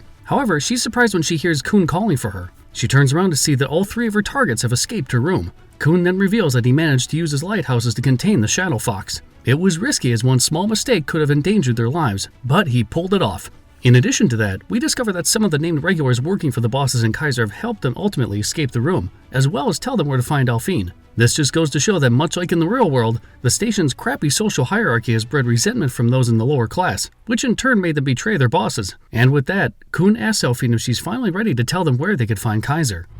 Still, Alphine remains loyal to Kaiser and instead tries to attack them. In answer, Bomb uses his reverse Shinsu flow control to freeze Alphine in place. He then goes on a preachy monologue about how Alphine and Kaiser basically deserve what's coming to them for installing their crappy social hierarchy at the station. Afterwards, Bomb touches her on the back and starts to steal her name. Inside the gallery, Kaiser reminisces about her past and remembers how her mom pretty much disowned her for failing to become a princess of Jahan and bringing shame to their family.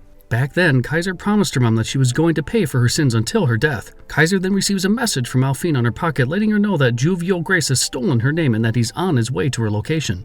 At the same time, Kun, Bomb, and Red rush toward the gallery and we find out that Bomb didn't simply order Alphine to give them Kaiser's location right after stealing her name. As it turns out, Alphine tried to go for one last-ditch effort to keep Kaiser's location a secret by taking her own life. However, Bomb catches wind of this and ordered Alphine to stop. As per the station's social systems rules, Alphine had no choice but to obey the person who stole her name's command. In any case, Alphine ended up keying in the directions to the gallery into Kun's lighthouse. However, she did warn them that it would be impossible to get there anyway. In the present, Bomb wonders what Alphine meant when she said that, to which Kun surmises that she was talking about Kaiser's secret special ability or about hidden traps or something. They get into a short argument about whether Kaiser is a scrub for allowing herself to be a slave to her family, but they ultimately table the discussion in order to focus on the mission at hand, stealing Kaiser's name. They eventually reach the entrance to the gallery and find Shibisu waiting for them there. Shibisu's holding a Shinsu bomb and pretty much tells Bomb and Kun that he's going to use it to stop them from reaching Kaiser. Honestly, Shibisu shows just how much of a solid guy he is, as he expresses his reluctance to fight his old friends. But as he puts it, he's responsible for his own team, so he has to prioritize endorsing the others over Bomb and Kun's desires. In the end, Shibisu uses the Shinsu bomb. Kun tries to tell Bomb to stop it, but he finds out that Shinsu bombs aren't affected by reverse flow control, so there's nothing that Bomb can do to stop it. An explosion occurs in front of the door to the gallery. When the dust settles, Shibisu orders Kun to tell him what he and Bomb are going to do. Somewhere else, Shalayo and Hats are having a duel. The princess is genuinely impressed with Hats' skills. However, Hats knows he's losing this battle when he notices that his sword is about to break from repeatedly parrying Shalayo's attacks. All the while, Shalayo tells him that she honestly doesn't hate Endorsi the way Lalayo does. It's just that she believes Endorsi has brought shame to the Jahan family for a number of reasons. Her first offense is that she's been actively helping Inieta climb the tower. Second, Endorsi lost her name to Kaiser. Finally, there's the fact that she's friends with Jovial Grace. Shalayo even tries to make Hats realize that it would be better to help Endorsi sever her ties with Bomb and Inieta if they really wanted to look out for their friend. But Hats is hearing none of it. He drops another one of his cold-blooded lines and tells Shalayo that it may be true that Endorsi is destined to fight Jovial Grace. But if someone told him that he was destined to fight a friend, he'd rather fight destiny itself. Oh, and Hats is decided to break out a new sword while he's at it too. Back inside the gallery, Kaiser knows that Alphine had no choice but to betray her after getting her name stolen by Bomb. However, she's also sure that there's no way that Alphine would have told their enemies about the bomb hidden inside the escalator leading to her room. As such, Bomb and Kun wouldn't be able to reach her, since they're going to end up getting blown to bits when they reach the escalator. We also find out that the only way to Kaiser's personal quarters is a secret floating island that you could ride that heads directly to this place. On a more personal note, we discover that Kaiser is so dead set at defeating Endorsi because she thinks that doing so would make the Jahan family give her a second shot at becoming a princess. All of a sudden, Kaiser is surprised when she turns to see that Bomb, Kun, and Red have arrived inside her room using the secret floating island she mentioned earlier. Bomb tells her that he's here to take her name, and near the gallery's entrance, we see Shibisu quietly hoping that Bomb and Kun don't mess this up. As you'd expect from Kun, he tries to throw Kaiser off her game with good old-fashioned trash talk before clashing with her. But she has no time for jibber-jabber, so she just tells him to shut it and fight. Kaiser also catches on that Alphine told him about her origin story. In response, she tells Bomb to not have any sympathy for her, because she's absolutely going to destroy him if he holds back during their duel. Before throwing down, Bomb asks Kaiser if he could ask her a favor if he wins their fight. We don't get the details of this favor yet, though, as the story then moves to a different location inside the floating island. This time, we see one of the other remaining bosses, Lulu, getting bored after being tasked to guard Rak and the others. We find out that they bluffed about where they've been keeping the hostages and that there was no way that anyone else could find them. However, he soon eats his words when he finds out that Sachi, Hwaryun, Novik, and Boro are already on their way to his location. The reason that they found the real place where Rak and the others are being held is, of course, all thanks to Hwaryun's skills as a guide. On their way there, they come across a Rigor named JM, who reveals himself to be Hesse's brother. He tells the group that he's out to get revenge for what Run did to Hesse and find out that JM can turn his skin into steel. It doesn't help much though, as he only manages to get a single hit on Novik before he gets absolutely crushed with a barrage of the Spear Bearer's Red Spirit Punch. They ultimately reach the hostages' location where Lulu has been waiting for them. Lulu can't believe that they found this room, but he does his duty and attempts to trap our heroes inside one of his Shinsu bubbles. It fails miserably, because none of his Shinsu bubbles lands on its mark, as Sachi uses his whip to destroy each and every one of them. So Lulu comes up with an entirely different approach. He uses Rak, Yiwa, and Hong as bargaining chips, threatening to drown them if Hwaryun and her friends took another step closer. Lulu thinks he has the upper hand, so he starts running his mouth and tells Hwaryun's crew that the only way to free the hostages is with one of Vanny's keys. But he immediately gets humbled when Hwaryun shows him the key to the hostages' containment chamber. We then find out that Hwaryun had already taken out Vanny prior to reaching this room, and it was barely an inconvenience for her to do so. Hwaryun then asks Lulu what he's planning to do now, even though she already knows what Lulu's decision is going to be. Back at the gallery, we still don't find out about the details of Bomb's favor just yet, as we discover that he has already told it to Kaiser, to which she agrees. Meanwhile, Kun receives a message from Hwaryun informing him that they've secured Rak and their other friends. He relays this information to his best friend, and Kaiser can't believe that their enemies have managed to even locate their hostages. On the other hand, Bomb knows that there's no reason for him to hold back anymore, now that Kaiser has lost her leverage. So he summons his Thorn and tells his opponent that she better prepare herself because he's about to use his full force in their duel. Kun watches on as his best friend squares up to Kaiser and thinks that what would determine this duel's outcome is Kaiser's hidden ability. With no time to waste, Bomb charges at Kaiser, who immediately unleashes a technique called Jinsung Ha-type Wave Explosion, Crimson Flame. Bomb blocks her technique with the help of his Thorn before breaking through her armor inventory with his bare hand. Bomb then goes for a couple of kicks to force before hitting her with Hansung Yu-type Shinsu Control, Dragon's Breath. Kaiser, on the other hand, is forced to go on the defensive and block the ability with her armor inventory. All the while, she thinks to herself and commends Bomb's fighting skills in Shinsu Control. The two warriors reset, and Bomb takes this chance to ask Kaiser why she's opted to stay at Name Hunt Station even though it's clear that she has the potential to become a ranker if she only climbed the tower. On top of that, Bomb wonders why she's so loyal to her family even though she's aware that they're using her. In answer, Kaiser explains that she basically grew up as a privileged kid, since she was special even among the other children of the Lopobia family. However, she wasn't aware about the responsibility that came with it back then. Kaiser then pulls out her invisible inventory and hurls weapons at Bomb, as she tells him that there's no such thing as unconditional love in this world. Simply put, you have to pay the price for the love that you receive.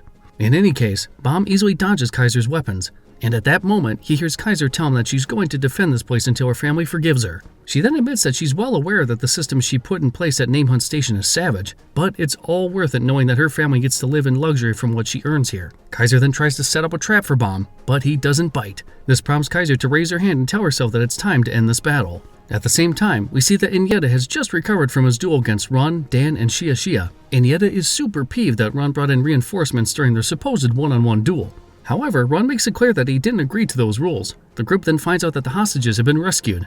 Before they leave though, Dan asks Inieta if he knows how strong Kaiser really is. Inieta then tells his story and we find out that he just came to this station to look for a challenge, but he ended up getting stuck here.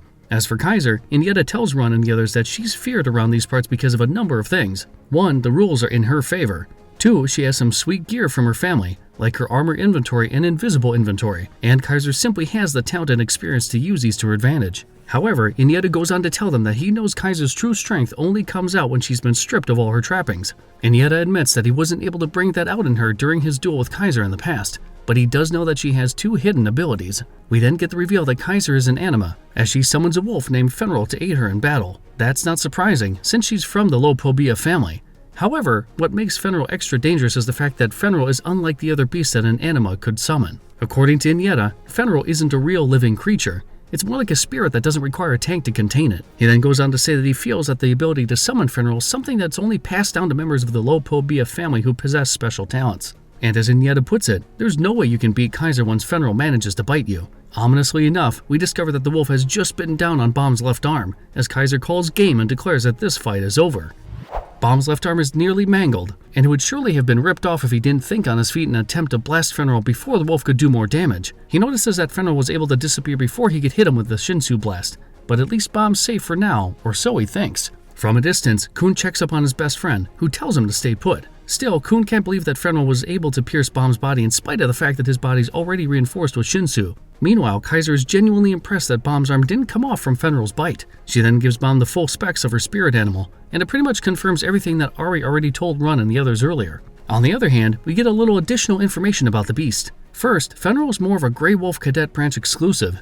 That is to say, it's a beast that's been passed down from generation to generation within the Lopo Bia's Grey Wolf clan. In fact, it's so rare that it's main reason Kaiser got selected to be a Princess of Jihad candidate in the first place.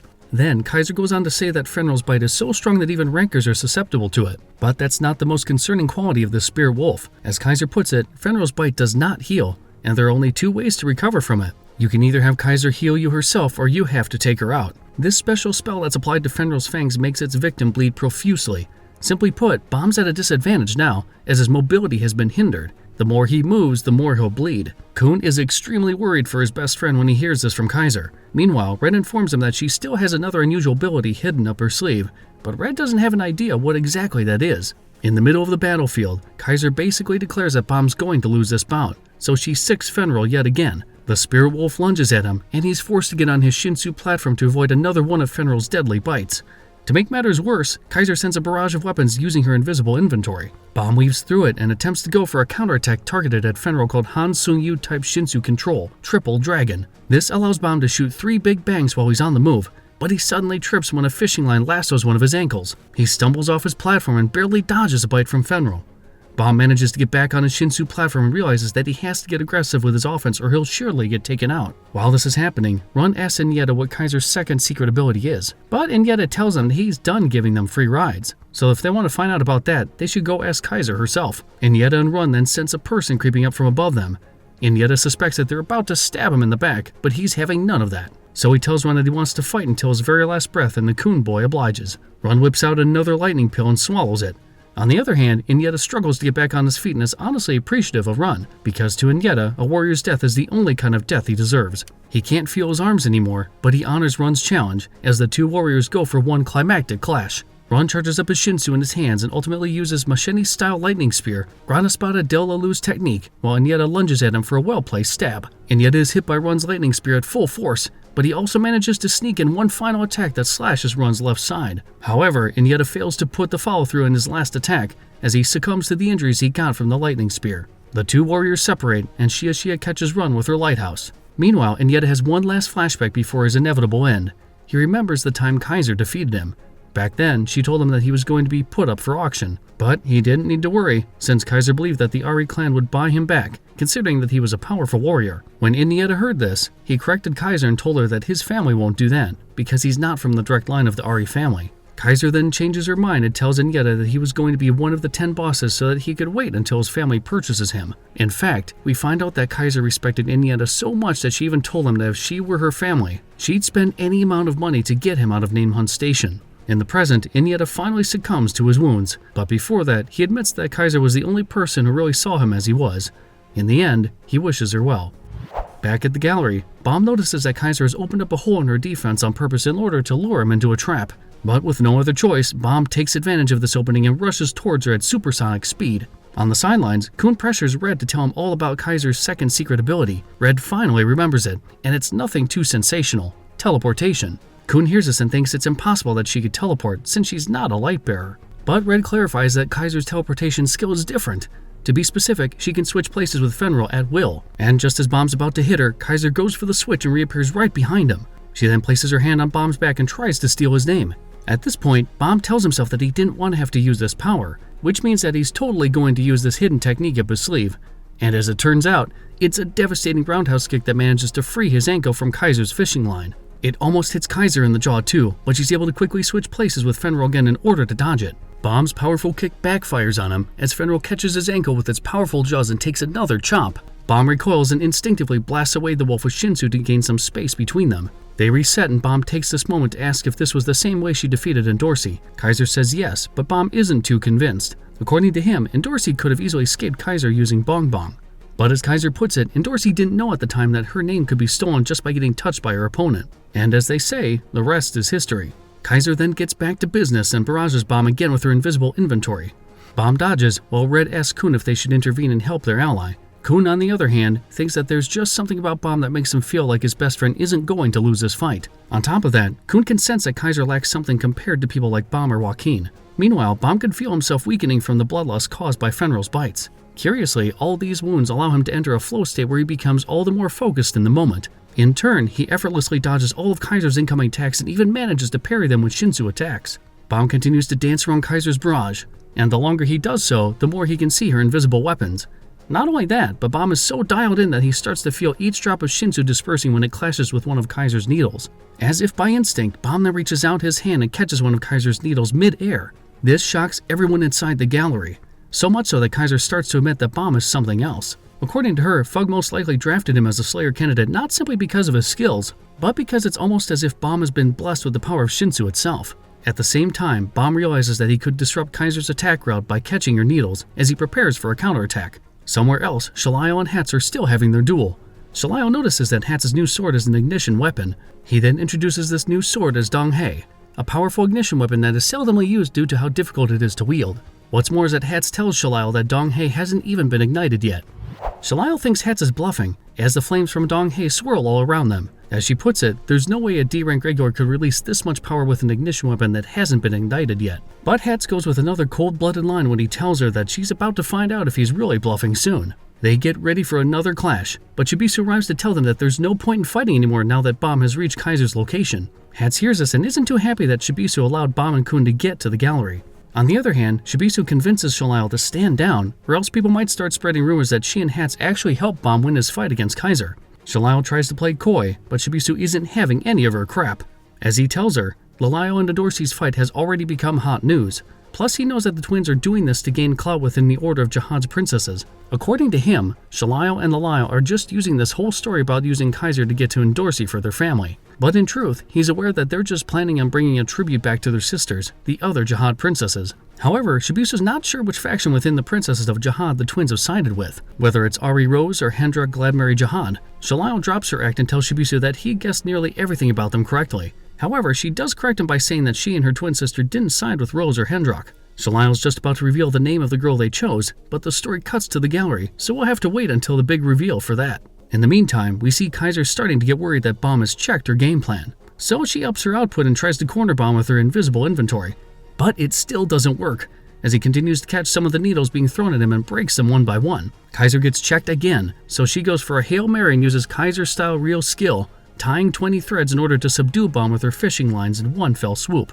But again, Bomb manages to check it and free himself before breaking all of her remaining needles. Bomb then finally creates an opening, so he lunges at Kaiser, all the while preaching to her about what her family would think about everything she's done here at Namehunt Station. He then breaks Kaiser's armor inventory, but she's not out of the fight just yet, as she pulls out a sword and slashes Bomb with it. Bomb leaps back to avoid it, while Kaiser basically tells him that he's a patronizing jerk for spouting about her family. Because to Kaiser, she's just happy that her family needs her. All in all, she's doing the things she does to atone for her mistakes and ultimately make herself worthy of her family again, even if it means sacrificing her life in the process. Kaiser then manages to flank Bomb with Fenrir, as the wolf appears behind him and takes another huge bite at his left arm. When Bomb tries to escape, Kaiser switches places with Fenrir so that she could hold him in place for the wolf to deliver the killing blow. However, Bomb comes up with a high IQ play by using his Shinsu platform as a shield against Fenrir. He then grabs Kaiser by the arm to prevent her from switching places with the wolf. And as you'd expect, Bomb starts preaching again, as he activates a technique called Jinsung Ha Type Extreme, Flare Wave Explosion to blast Kaiser at point-blank range. The flare wave explosion is so powerful that it blows a hole through the roof of the gallery and towards the skies of the 39th floor. When the dust settles, we find out that Kaiser has been nearly knocked out after Bomb's attack ravaged her side. Bomb then condescendingly asks Kaiser if she even remembers her family members' names. And honestly, Bomb is humbled when Kaiser tells him that she does and that she always misses each and every one of them. However, when Bomb asks Kaiser if she remembers her real name, Kaiser is simply stumped. All of Namehunt Station is rocked by the tremors that came from Bomb's technique. Inside the gallery, Kaiser asks Bomb if he plans on stealing her name and allowing Fug to take over Namehunt Station. But Bomb has a different idea. Instead of stealing Kaiser's name, he plans on buying it at the festival. This way, she'd be able to pay her family's debts in full. And if you're wondering where Bomb's getting all the money for this, Kun reveals that they're going to get it from Fug and make the purchase as an anonymous buyer. In exchange for this, Kun and Bomb want Kaiser to return Endorsi's name and tell everyone that it was Endorsi who defeated her in this duel. To put it simply, this solves a lot of their problems, as Endorsi will be able to recover her honor and at the same time, Kaiser will get to keep her name. Kaiser then asks why they're doing this for her, to which Bomb tells her that he figured she wouldn't let Endorsi go otherwise. But on top of that, we see that Bomb is still a softie deep inside, as he tells Kaiser that he wants her to have a chance to live as her true self. We also get the big reveal that Bomb knows Kaiser's real name, and it's Elaine. Somewhere else, Shalio gets a message on her pocket from Kaiser informing her that she's lost her battle with Bomb and that she's pretty much resigning from her post at Namehunt Station. Shalio is not happy about this, of course, but she keeps her cool and instead bids Shibisu and Hats farewell. Before she leaves, however, we find out that Shalio had already told Shibisu the name of the Princess of Jihad that she and Lalio have sided with. Shibisu asks her if she's telling the truth, but Shalio just teases him and says she's not lying. When Shibisu starts prodding into why a high ranker would collaborate with mere regulars like Shalio and Lalio, she just tells Shibisu to believe what he wants. Finally, she gets out of there, but not before threatening Hats that she's going to end him the next time they fight. Lalio does the same and leaves Endorsi in the middle of their battle. Endorsi then realizes that Bomb must have already taken care of Kaiser, which frustrates her even more. Later, Bomb, Kun, and Red rest at the festival hall. Bomb insists that he's doing fine now that Elaine has healed Fenrir's bites. Still, Kun tells him to just lie down. After all, it's the least he can do to make sure his best friend doesn't exert himself any further. Bomb then turns to Red and asks him what he's going to do now that Kaiser has been defeated. Fair play to Red, because he shows just how much of a decent guy he is when he says he's given up on his quest for revenge against her after hearing her whole life story. All of a sudden, Endorsi teleports into the room using Bongbong and stomps on Bomb's midsection. She then chastises him for defeating Kaiser and demands that he give her Elaine's name. But the air soon clears and Bomb tells Endorsi that she won't lose her position as a princess of Jihad anymore. He then tells her about the deal they made with Elaine, but Endorsi still doesn't believe him. Meanwhile, Shibisu arrives to check in with Kun, who tells him the same thing. Kun admits that he's not too happy about this plan, since they're enlisting Fug's help to pay for Elaine's debt, but he trusts Bomb's decision. Hwa-Yun, who has rescued Rak and the others, gives Fug a call and orders the person at the other end of the line to pay the lump sum at the auction tomorrow. And as Kun explains it, the amount that they're paying at the auction is just pennies to a Slayer candidate, meaning that Bomb is pretty loaded. Still, Kun can't help but wonder what Fug is going to do because of this. On the other hand, Shibisu expresses how guilty he is that Kun and Bomb got roped in Endorsi's mess, but Kun reassures him that it's all good, since they were out to get Kaiser anyway. Their conversation takes a serious turn when Shibisu reports that Shalio and Lalio are working with another princess of Jihad. We finally get the big reveal that the twin princesses have sided with Kun Masheni Jihad, which shocks Kun. On top of that, we find out from Shibisu that there's a lot of infighting going on within the princesses of Jihad, particularly between Ari Rose and Hendra Gladmary Jihad. This is why he initially thought that the twins sided with either one of them. But the revelation that a third party, Masheni, has joined the fray just makes things even more concerning for Shibisu and Kun. And that's not the end of it either, as Shibisu tells Kun that he heard another name from Shalio earlier, a princess who goes by the name Maria. The next day, at the festival hall, the announcer declares the start of the festival. Jinsung walks among the crowd of auctioneers and attendees, while Elaine has a flashback to her conversation with Bomb the day before. During their talk, we discover that Alphine was the one who told Bomb about Kaiser's real name. He then told her that Alphine is the only person who genuinely cares about her and urges Elaine to show people her true self at the festival. In the present, Elaine walks out of her gallery, telling herself that it's time to go repay her debt. For the first time in 1,000 years, people get to see Elaine without her mask, and she's an absolute hottie. Everyone watching the stage in the middle of the auction area is absolutely crushing on Elaine as she walks out to put herself on auction. Even Jinsung can't help but say that it's such a waste that the Lo Pobia family abandoned someone as beautiful and talented as her. The announcer then introduces her as the first lot of the auction, mentioning her by her complete real name, Lo Pobia Elaine. She then does a performance to pretty much show the auctioneers the goods, while Elaine thinks to herself that it's finally time for her to let go of her hang-ups about her family. Her performance blows away everyone, even the auctioneers. Well, except for one, a guy named Ruda from the Ha family, who just wants to bid on Jovial Grace. But since he doesn't see the Fugslayer candidate anywhere, Ruda thinks that it's all just fake news. Meanwhile, Bomb and his friends watch Elaine continue to impress them with her skills. Even Endorsi admits that the Lo Pobia are a bunch of morons for exiling someone with her talents. All the while, Elaine gets some much-needed closure and frees herself from all the guilt she had felt for her mistakes. Her performance ends, the crowd cheers, and bids are now being accepted for Elaine. At the auctioneer's area, an auctioneer from the Lo Pobia named Porp tells everyone that no one should bid on Elaine because she belongs to their family. As such, he should be the one to win her. Ruda tells him to shut his mouth and just play by the rules. And we also discover that Ruda is being backed by a princess of Jihad, who has told him to bid on all of the lots and bring them to her. The two get into an argument, but it's interrupted when Jin-sung steps in and asks how much each of them is willing to pay for Elaine. They ask him who he is, and Jin-sung just tells the other auctioneers that he's from an unremarkable family. He then tells Ruda and Porp that he's interested in buying Elaine too. So, to solve their problem, they could just announce the maximum amount that each one of them is willing to bid on her, and the highest one wins. The three men agree, and we find out that Porp's maximum bid is 60 million points. Ruda, on the other hand, buries Porp's offer with a whopping 2 billion points. But they all get blown out of the water when Jin-sung tells them that he's paying 10 billion points for Elaine.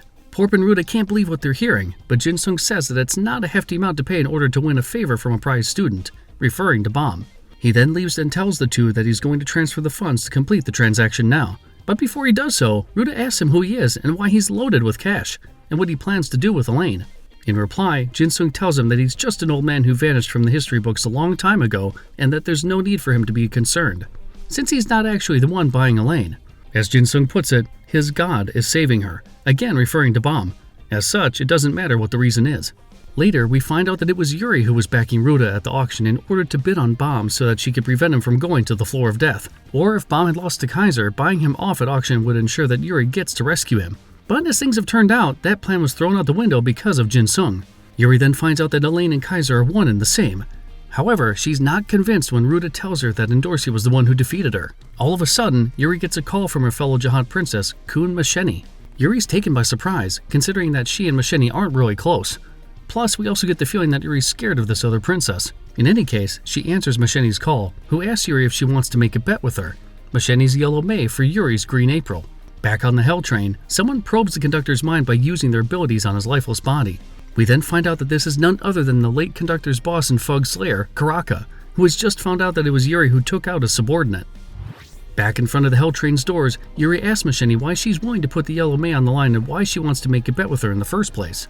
In reply, Masheni tells her that it's for the sake of the change that Yuri wants to happen in the tower. Masheni then makes the argument that Yuri could come closer to accomplishing this dream if she wins their bet, since she'll be the first princess of Jihad to possess 3 of the 13 months in the history of the tower. On the other hand, Masheni does tell Yuri not to bother asking her about why she wants to have the Green April. All that she needs to know is that she's making this bet because Masheni really needs to do it. But then, we find out that this is less an offer than it is blackmail when Masheni tells Yuri that she'll make sure she can't stay aboard the Hell Train if she refuses the bet. Masheni then hangs up and Yuri is left with a lot of questions. For one, why has Masheni put her in her crosshairs? For another, why does Masheni specifically want to obtain the Green April? After all, Yuri also possesses the Black March.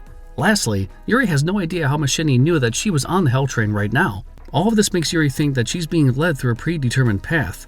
But her musings are interrupted when Karaka appears behind her and Evan. The Fug Slayer pretty much challenges Yuri to a fight as revenge for taking out Pedro. And as you'd expect, Karaka doesn't fail to take this opportunity to tell people that he's the god of Fug.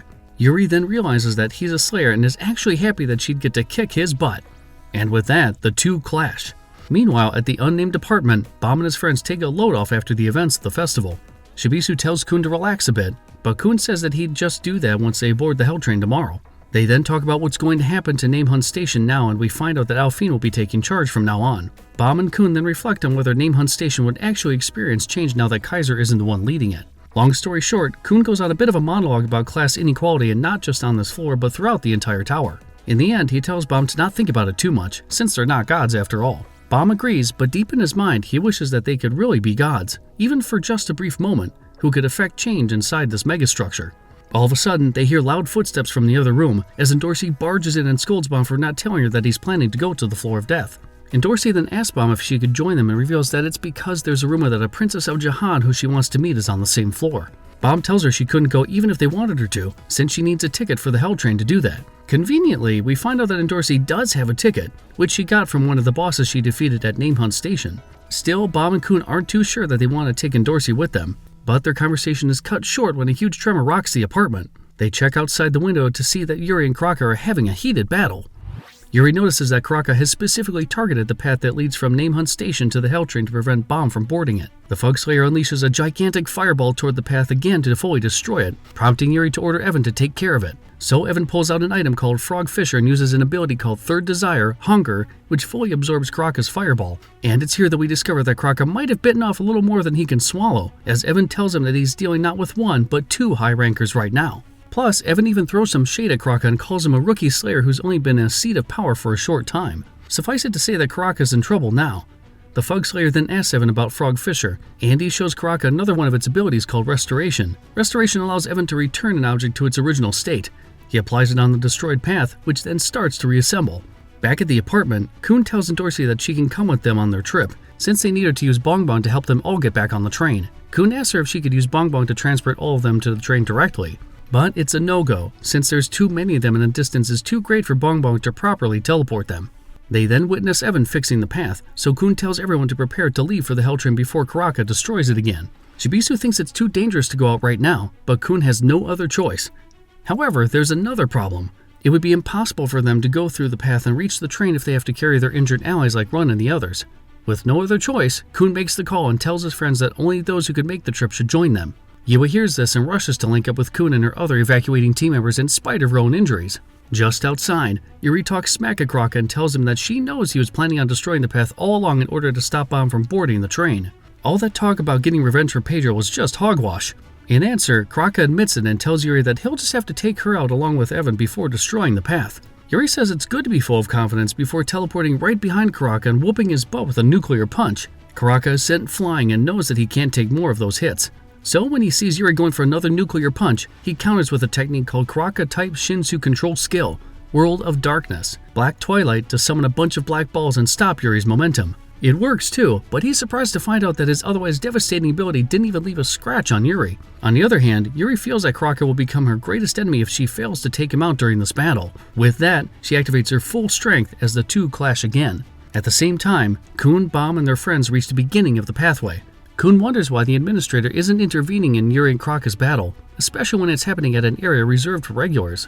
From the apartment, Novak watches Bomb's group and worries if they could even make it halfway through the path. On the ground, Kun debriefs his teammates and tells them that the only way to safety now is to get on the Hell Train. That's because there's no way Karaka would attack them there, considering it's against the tower's rules. However, Kun makes it known that the rules of Name Hunt Station, which also states that they can't be attacked by a ranker, will stop being in effect once they step on the path. So to cut the story short, they're going to have to make a run for it.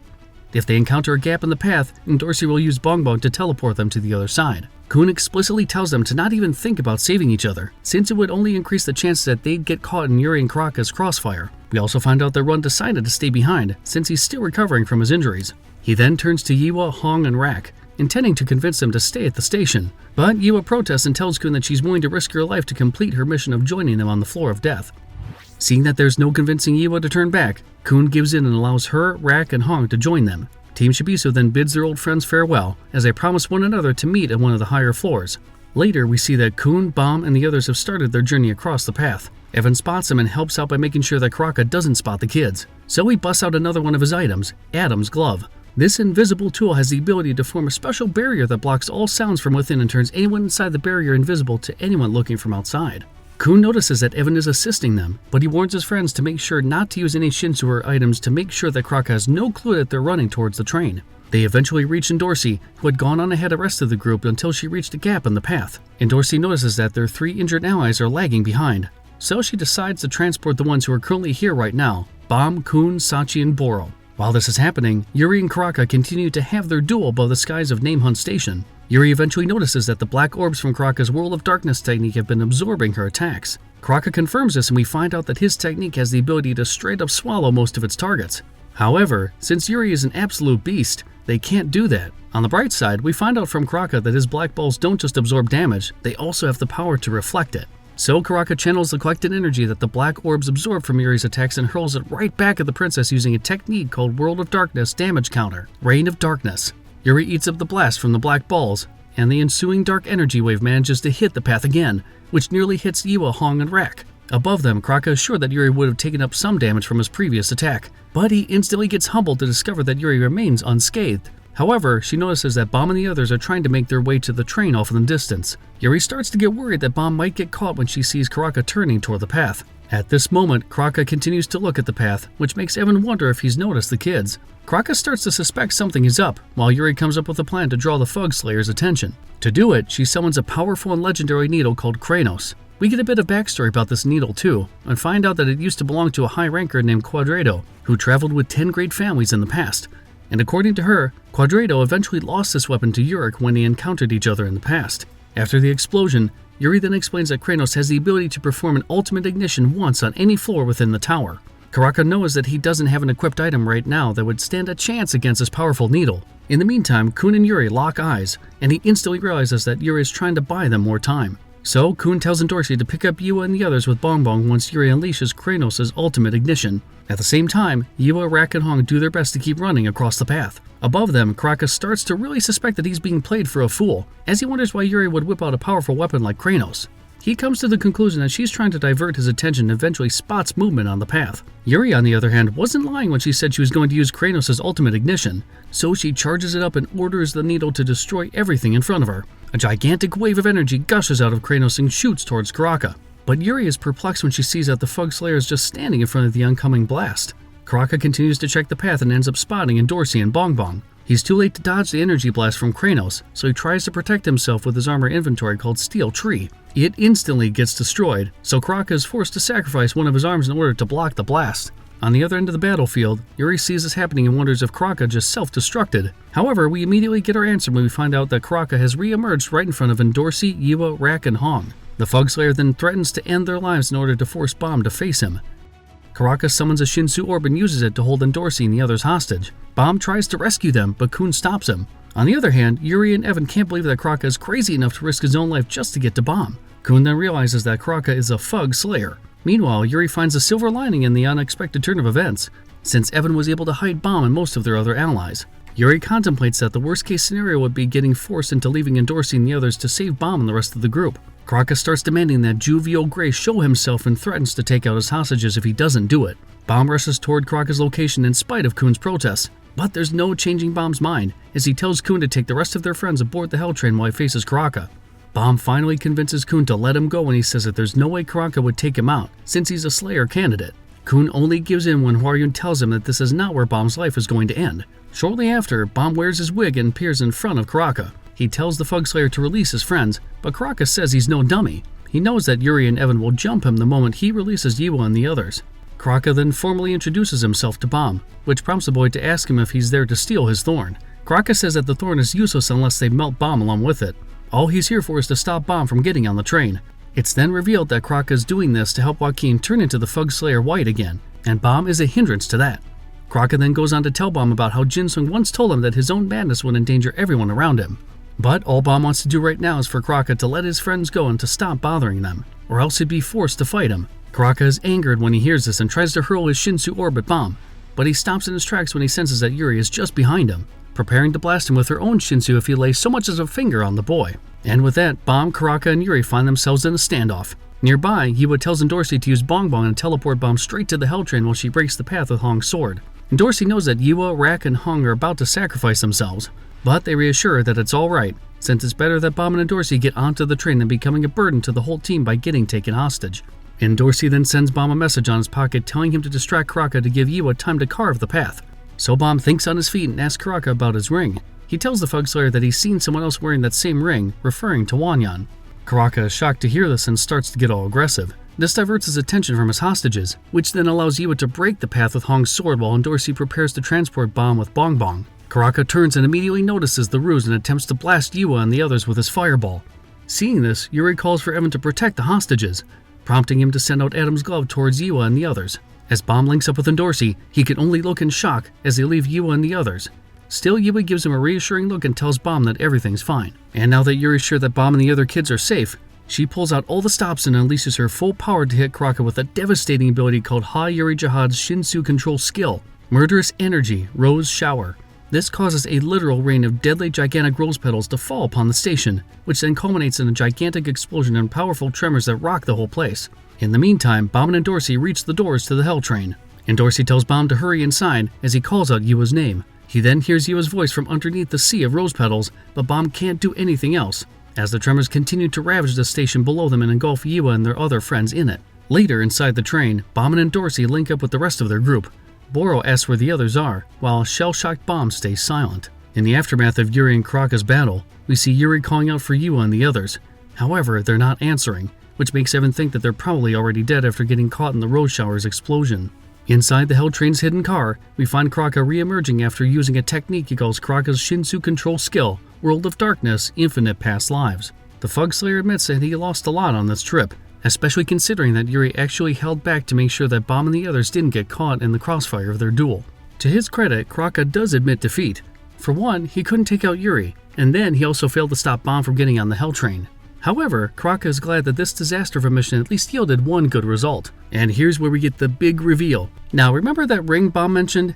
Yeah, it turns out that Bomb has just unintentionally revealed to Karaka that his brother is alive. Right now, at another part of the train, we see that Wagnan has finally found his target, Kasano, as he stalks him walking around the train with the Traveler. Wagnan thinks to himself and says that all he needs to do now is capture Kasano in order to fully help Hwoarang out of his coma. In a different room, Joaquin furiously screams, demanding Wagnan to let him out of the room he locked him in. Curiously, we also see Prince and Miseng inside the same room, as they cover their ears from Joaquin's screaming. But what's more interesting is when we see Joaquin suddenly fall silent and turn around to ask Prince and Miseng if his performance was alright. The two kids nod in agreement and we get a flashback from the day before. Here we see Miseng and Prince kneeling right in front of Joaquin as they beg to be his servants. We then discovered that the two kids found Joaquin and Team Rachel's location when Yura keyed it into Emily in order to lure hostages. But Yura is convinced that Miseng and Prince are setting up a trap for Joaquin. Prince then tries to convince them that he and Miseng really want to leave their old team, since they don't want to go to the floor of death. He also promises Joaquin that they're going to help him look for his clone. The two kids then continue to grovel before Joaquin's feet while he weighs his options. Joaquin is aware that this definitely seems like a trap. However, he also knows that if he listens to Yura and the rest of Team Rachel's advice to deny the kid's request, it's going to undermine his leadership. Joaquin then goes on to consider the fact that Prince and Miseng are also after Kasano. Now, Joaquin also wants to take Kasano off the board. In the end, he concludes that he could just eat the two kids if they do anything funny, so he accepts them as his loyal servants. Yura protests against this, but Joaquin tells him to chill and that he'll take responsibility for the two. All the while, Rachel remains quiet even when Yura tries to ask for her help convincing Joaquin not to take in the kids. In the present, we get more details about how exactly Prince and Miseng managed to get Joaquin on their side.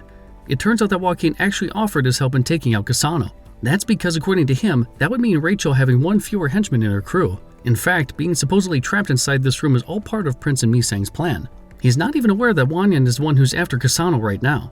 And honestly, Joaquin is a great team player, as he knows how mutually beneficial this deal with the kids is. On one hand, he gets to screw with Rachel's team. On the other hand, Wagnan and his friends get to save Hwoarang. And as Joaquin puts it, everything is now up to Wagnan. Outside, Wagnan finally reveals himself to Kasano and the Traveler. As you'd expect, Wagnan gets all hyped and starts talking trash as he tells Kasano that he's about to be captured. Kasano falls for the bait as Wagnan opens up their clash by throwing one of his antimatter bombs at Kasano. The bomb explodes right in front of him but does no damage, while Wagnan quickly gets behind Kasano and injects him with a syringe. In turn, Kasano knocks away Wagnan effortlessly, but it's too late as Wagnan successfully injects all of the serum within the syringe into Kasano's left arm. Kasano then beats on Wagnan and demands that he tell him what was inside the syringe. Wagnan reveals that it contained a drug that was created to put the demon inside Kasano to sleep. In addition to that, Wagnan tells him that the antimatter bomb he threw earlier also contained the same drug. As Wagnan puts it, Kasano has only 5 minutes before the drugs kick in and he goes to sleep. In reply, Kasano prepares to crush Wagnan, asking if he could last 5 minutes with him. He then starts beating up Wagnan and criticizes him for not thinking this whole plan through. After all, how was Wagnan planning on dragging Kasano back to Hwoarang once he's been knocked out? Wagnan reveals another ace up his sleeve, as he shows him a unique pocket ball that Sophia made specifically to contain Kasano once he's unconscious. Kasano then loses his patience, so he rushes toward Wagnan and wails on him. He goes on a rant about how he pretty much plans on creating an army of living ignition weapons once he reaches the top of the tower. In his own twisted mind, Kasano thinks he's doing the right thing. But Wagnan drops some truth bombs on Kasano and tells him that he's just a delusional freak who's being used by Fug, a fact that Hwoarang realized way sooner than him. This further enrages Kasano, so he stomps on Wagnan's hand and destroys the pocket ball along with it. Kasano then gives Wagnan a life-threatening beating that even the Traveler is forced to step in and try to make him stop. Kasano then gets a grip and calls Wagnan a useless punk who thinks he's some hotshot after hanging around with a Slayer candidate like Bomb. Little does Kasano know that this was all part of Wagnan's plan. That's because not a second passes when he reaches the 5-minute mark and starts to lose consciousness. To make sure that he gets knocked out, Arkraptor appears out of his hiding spot and blasts Kasano. We find out from Arkraptor that Wagnan specifically told him to wait until they reach the 5-minute mark before intervening, even though he wanted to jump in there to rescue his friend while Kasano beat him up. Regardless, Wagnan's trick play works and Kasano becomes paralyzed. Arkraptor then reveals that he's been keeping the real pocket ball meant to trap Kasano and the one that Wagnan had was a fake. Arkraptor tells the Traveler to step away as he traps the living ignition weapon inside the pocket ball. He then rushes to Wagnan and carries the half-conscious boy away. Arkraptor tells Wagnan that his whole plan was crazy. In reply, Wagnan tells his friend that he really is a remarkable person, although he can't tell Arkraptor about it just yet. However, he does promise his friend that he'll reveal what kind of person he really is someday. Not long after, Arkraptor and Wagnan reach the room where they left Joaquin, Misang, and Prince. Arkraptor sets Wagnan down while he fetches their friends. Wagnan warns Arkraptor to be careful of Joaquin though, because he has a feeling that the former Fug Slayer is planning something against them. Arkraptor answers this by telling his friend that it's unlikely that Joaquin is going to betray them now, since he's the only one who knows the password to the room. That is to say, if he does something stupid, he's going to get trapped in there for a long time. All of a sudden, Rachel appears behind Arkraptor. He's shocked to spot the scumbag here, since he and his team were sure that they were out on a scouting mission. But long story short, Rachel did something useful this time by making Team Sweet and Sour believe that. Though in reality, she and her crew doubled back the moment they left their quarters. What's more troublesome, however, is when Rachel reveals that she and Joaquin actually planned all this, which means that Joaquin is still really aligned with Rachel and her team. Yura then descends from their hiding spot and holds Wagnan hostage. They demand Arkraptor to tell them the code to the door or else Wagnan gets it. Inside the safe room, Misang and Prince start to get comfortable with Joaquin until the white-haired psycho receives a message from Emily telling him the password to the door. He then reveals his true colors and asks the two kids which of them he should eat. Prince and Misang get ready for a fight in spite of knowing that they're going to lose. But Prince goes on one last-ditch effort to stop Joaquin by telling him that he's going to be trapped in this room forever if he hurts one of them.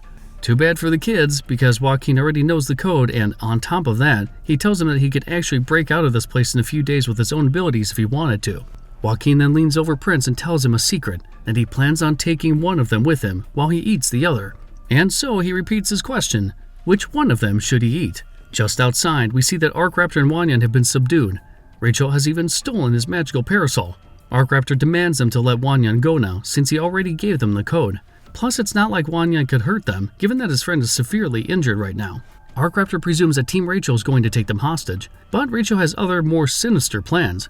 According to her, they actually need a single life to sacrifice on the floor of death. Meanwhile, Yura's just coming in hot, as she suggests that they take out Wagnan and take Arkraptor to the floor of death, since they only need one human sacrifice.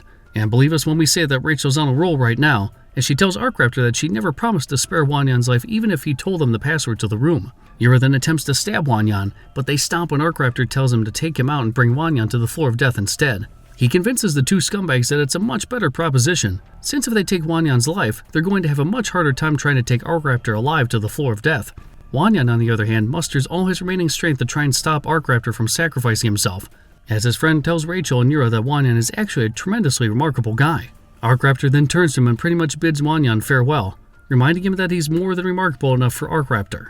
Wagnan pleads with his friend to not do this, but he's too late. In the end, Arkraptor sacrifices his own life, as Wagnan helplessly screams for him in the background. Wagnan then gathers all his remaining strength to crawl towards his friend's lifeless body, as he flashes back to a time when he and Arkraptor had a heart-to-heart talk. Back then, they talked about Arkraptor's missing daughter. Arkraptor told Wagnan that his wife was from the 10 great families and that they eloped. They eventually got caught and separated, with their daughter going with her mom back to one of the 10 great families. However, Arkraptor made it clear that he doesn't regret climbing the tower with Team Sweet and Sour, since he met good friends like Wagnan along the way. He then told Wagnan that he was the glue that held their group together. In other words, he's a worthy leader for their team.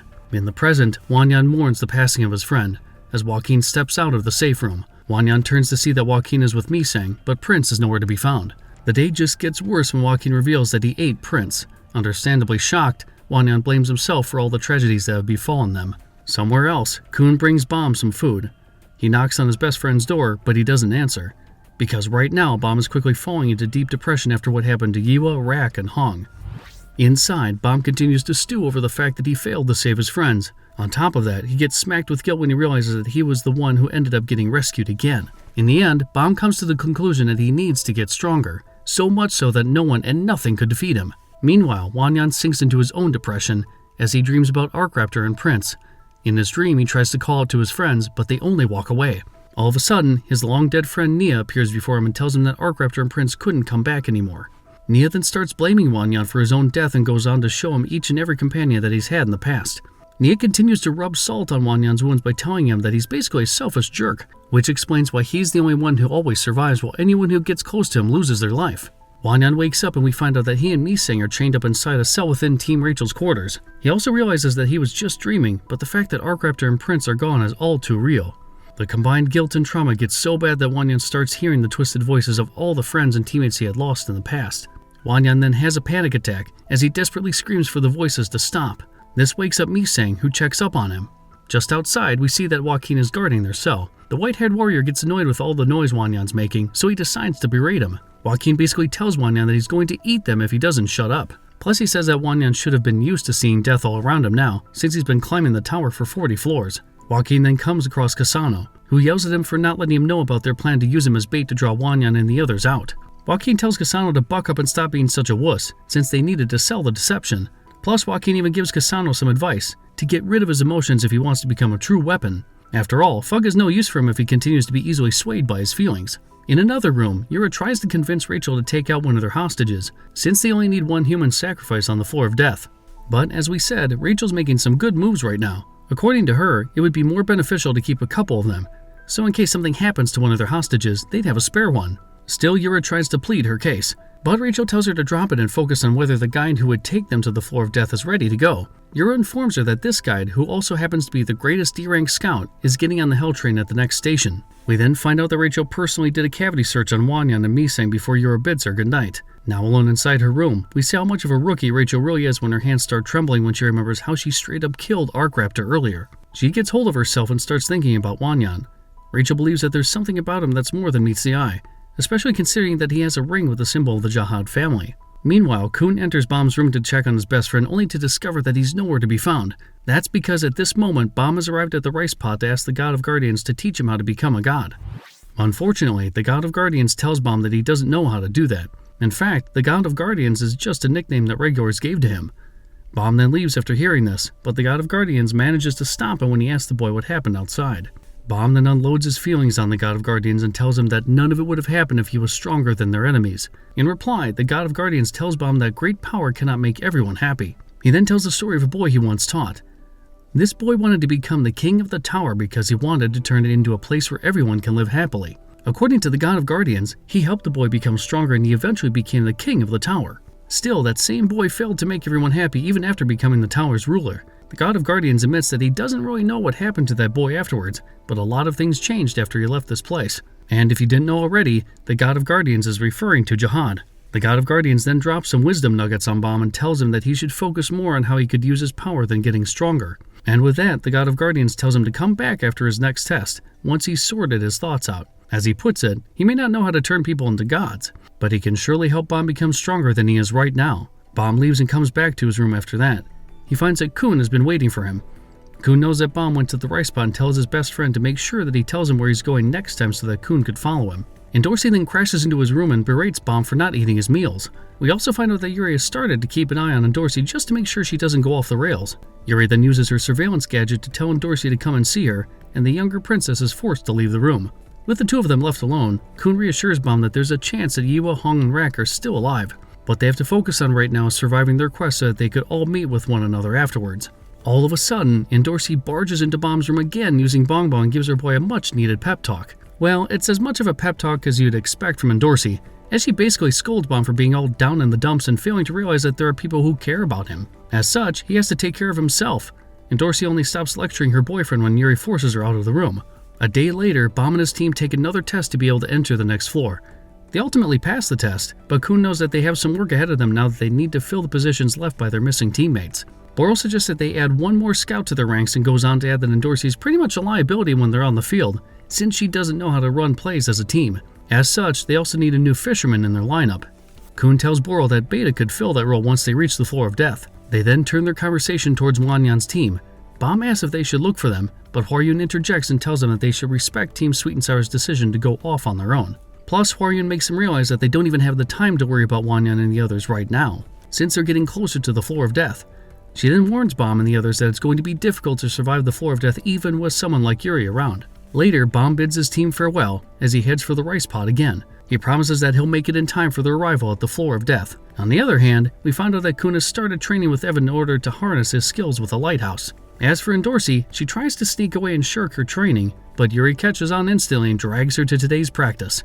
Later, Bomb meets with the God of Guardians and tells him that he's gotten some much-needed clarity since their last meeting. Bomb then declares that although he doesn't know how things will turn out, he still wants to try and become like a god for someone. As he puts it, he'll take responsibility for whatever might happen, and he's doing all this to protect the people he loves and to stay by their side. After listening to this, the God of Guardians starts to think that Bomb and Jihad are somewhat similar. However, Bomb stands out because unlike Jihad, he wants to gain power so that he could stay with his friends. So the God of Guardians decides to take a chance on Bomb and train him. the God of Guardians shrinks himself to regular size and tells Bomb that their training is about to begin. Specifically, he's going to teach him about Shinsu Control, the same ability that members of the 10th grade families use, and it's going to start with a sparring match between the two. Weeks later, we see that Wagnan and Mising are still being held hostage. Wagnan notices that it's suddenly gotten colder as Rachel walks into the room to hand them a couple of coats. The mere sight of Rachel causes Wagnan to lash out. He then tells Rachel that he'd rather be dead than to be their hostage. But Wagnan quickly changes his tune when Rachel uses Misang as leverage. After that, Rachel leans over Wagnan and tells him that she knows he has inherited the blood of Jihad. Wagnan panics when she pulls out his ring from her pocket. Again, Rachel makes more power moves and tells Wagnan that his secret is safe with her. She also says that she knows a bit about what this ring means because she knows another person who has the same trinket as this one. Rachel then reveals that people like Wagnan are the fatal weak point that Jihad tried to hide for so long. On top of that, she says that these same people possess power that they're not supposed to have. And with that, Rachel pops the big question as she asks Wagnan if he wants to join her crew. She then entices him by saying that the Floor of Death contains a piece of Enryu's thorn and that the one Bomb possesses is just a part of it. If Wagnan decides to bring his talents to Team Rachel, he could get the complete thorn and use it to defeat Jihad. Rachel then explains that there's a key that opens the door to the tower. In the past, Jihad hid that key to stop anyone from going up higher than the 134th floor of the tower. According to Rachel, Jihad also split that key. Half of it was given to his blacksmith, Ashul Edwaryu, who then melted it and turned half of the key into the 13 months. The other half, on the other hand, seemingly just vanished. But Rachel reveals that the other half of the key is hidden within the rings that people like Wagnan have, and when they all climb the tower, the door will open. We then see that the train is about to make another stop, as the scout that Rachel and Yura were talking about earlier looks on and waits to board it. Later, we discover that even the train's interiors have started to change with the sudden temperature drop. With the train about to reach the station on the 40th floor, Boro asks if this is the same place where crystal shards live. And just so you know, crystal shards are actually divine sea fish who survive in places with cold Shinsu. The two then talk about Bomb and Kun's training before moving their conversation to possible reinforcements that they could link up with. Sachi tells his old friend that he doesn't think anyone would join them on the Floor of Death, however. Still, Sachi does mention that he knows an exceptionally good scout who lives on the 40th floor. Unknown to him, Sachi's actually talking about the same guy that's about to work with Team Rachel. As Sachi explains it, this scout is good, but he doesn't want anything to do with the train. We then find out that the 40th floor station is called the Mushroom Farm, as the Hell Train pulls up to make it stop.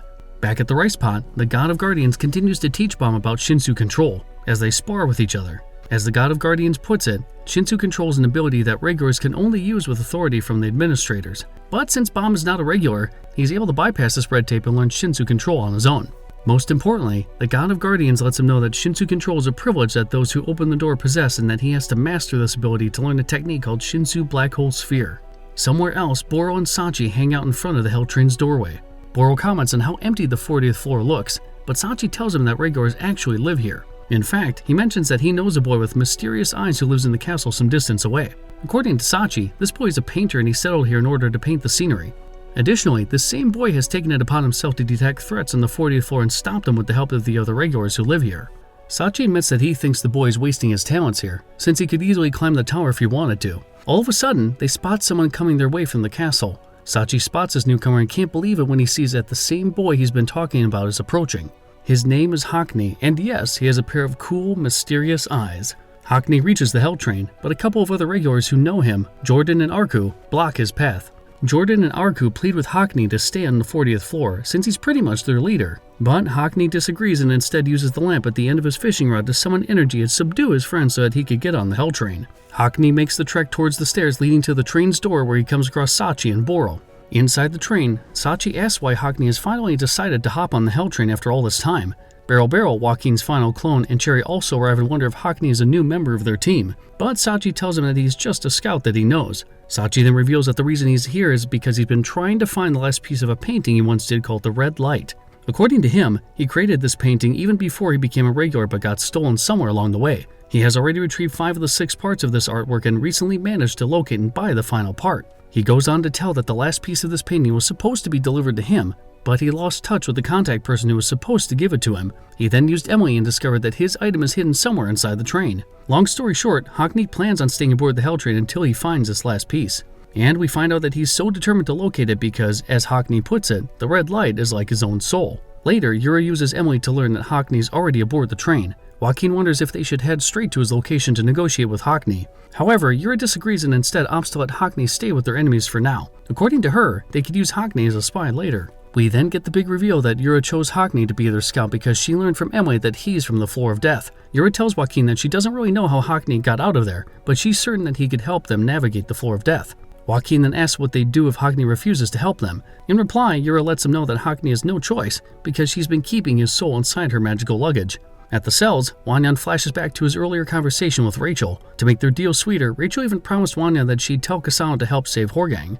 The scumbag then tries to threaten Wagnan and tell him that he should make his decision soon or his other friends might lose their lives. In the present, Rachel arrives inside the cell and asks Wagnan for his decision. First, she unchains him and takes him to another room. Wagnan then tells Rachel that he'll never work with her, especially after what she did to Arkraptor.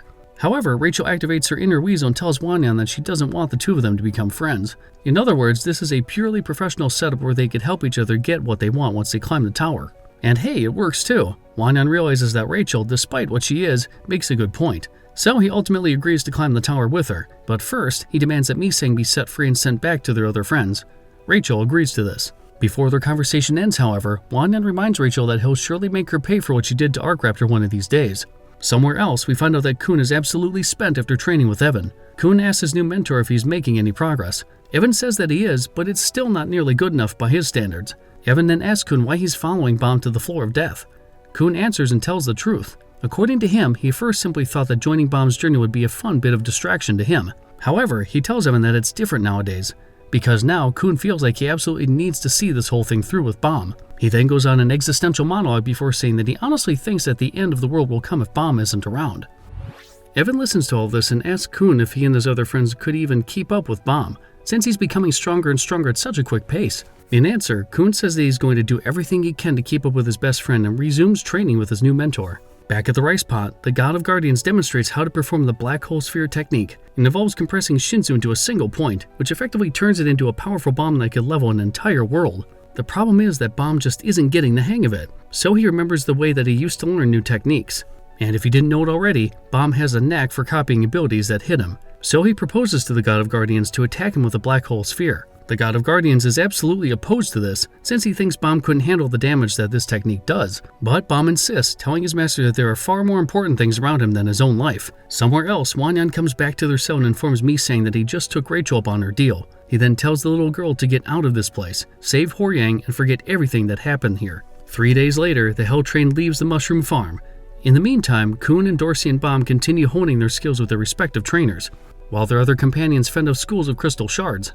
Another couple of months pass and we see that the Hell Train has reached the 42nd floor station called the Black Mountain. Boro explains that there are a lot of regulars waiting to steal tickets to board the Hell Train at this station. The discussion is cut short, however, when Misang arrives with Kasano. Sachi, Boro, and Barrel instantly recognize Kasano as a threat, so they prepare for a fight. But Misang lets him know that Kasano has agreed to save Horgang. However, she wouldn't tell her friends any other details aside from that. Shortly after, Kasano gets off the train, while Misang talks to Boro and the others.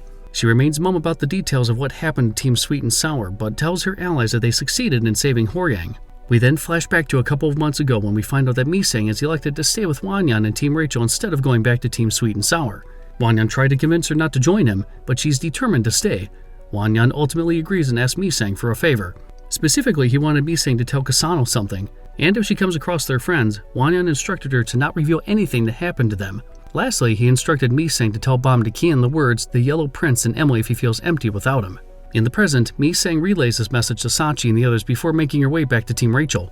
Boro and Sachi suspect that something bad must have happened to Team Sweet and Sour, so they choose not to tell Misang what happened to Yiwa and the others for now. Meanwhile, Kasano sees a mob of regulars waiting to steal his ticket in front of Black Mountain Station, so he charges up his arm and prepares to fight off these random regulars, while he remembers his talk with Joaquin. He then remembers the conversation he had with Misang earlier where the little girl told him that she knew Kasano had no plans of saving Horgang. Misang then relayed the message that Wagnan wanted to tell Kasano. According to this message, Kasano won't gain anything if he continues to work with Fug.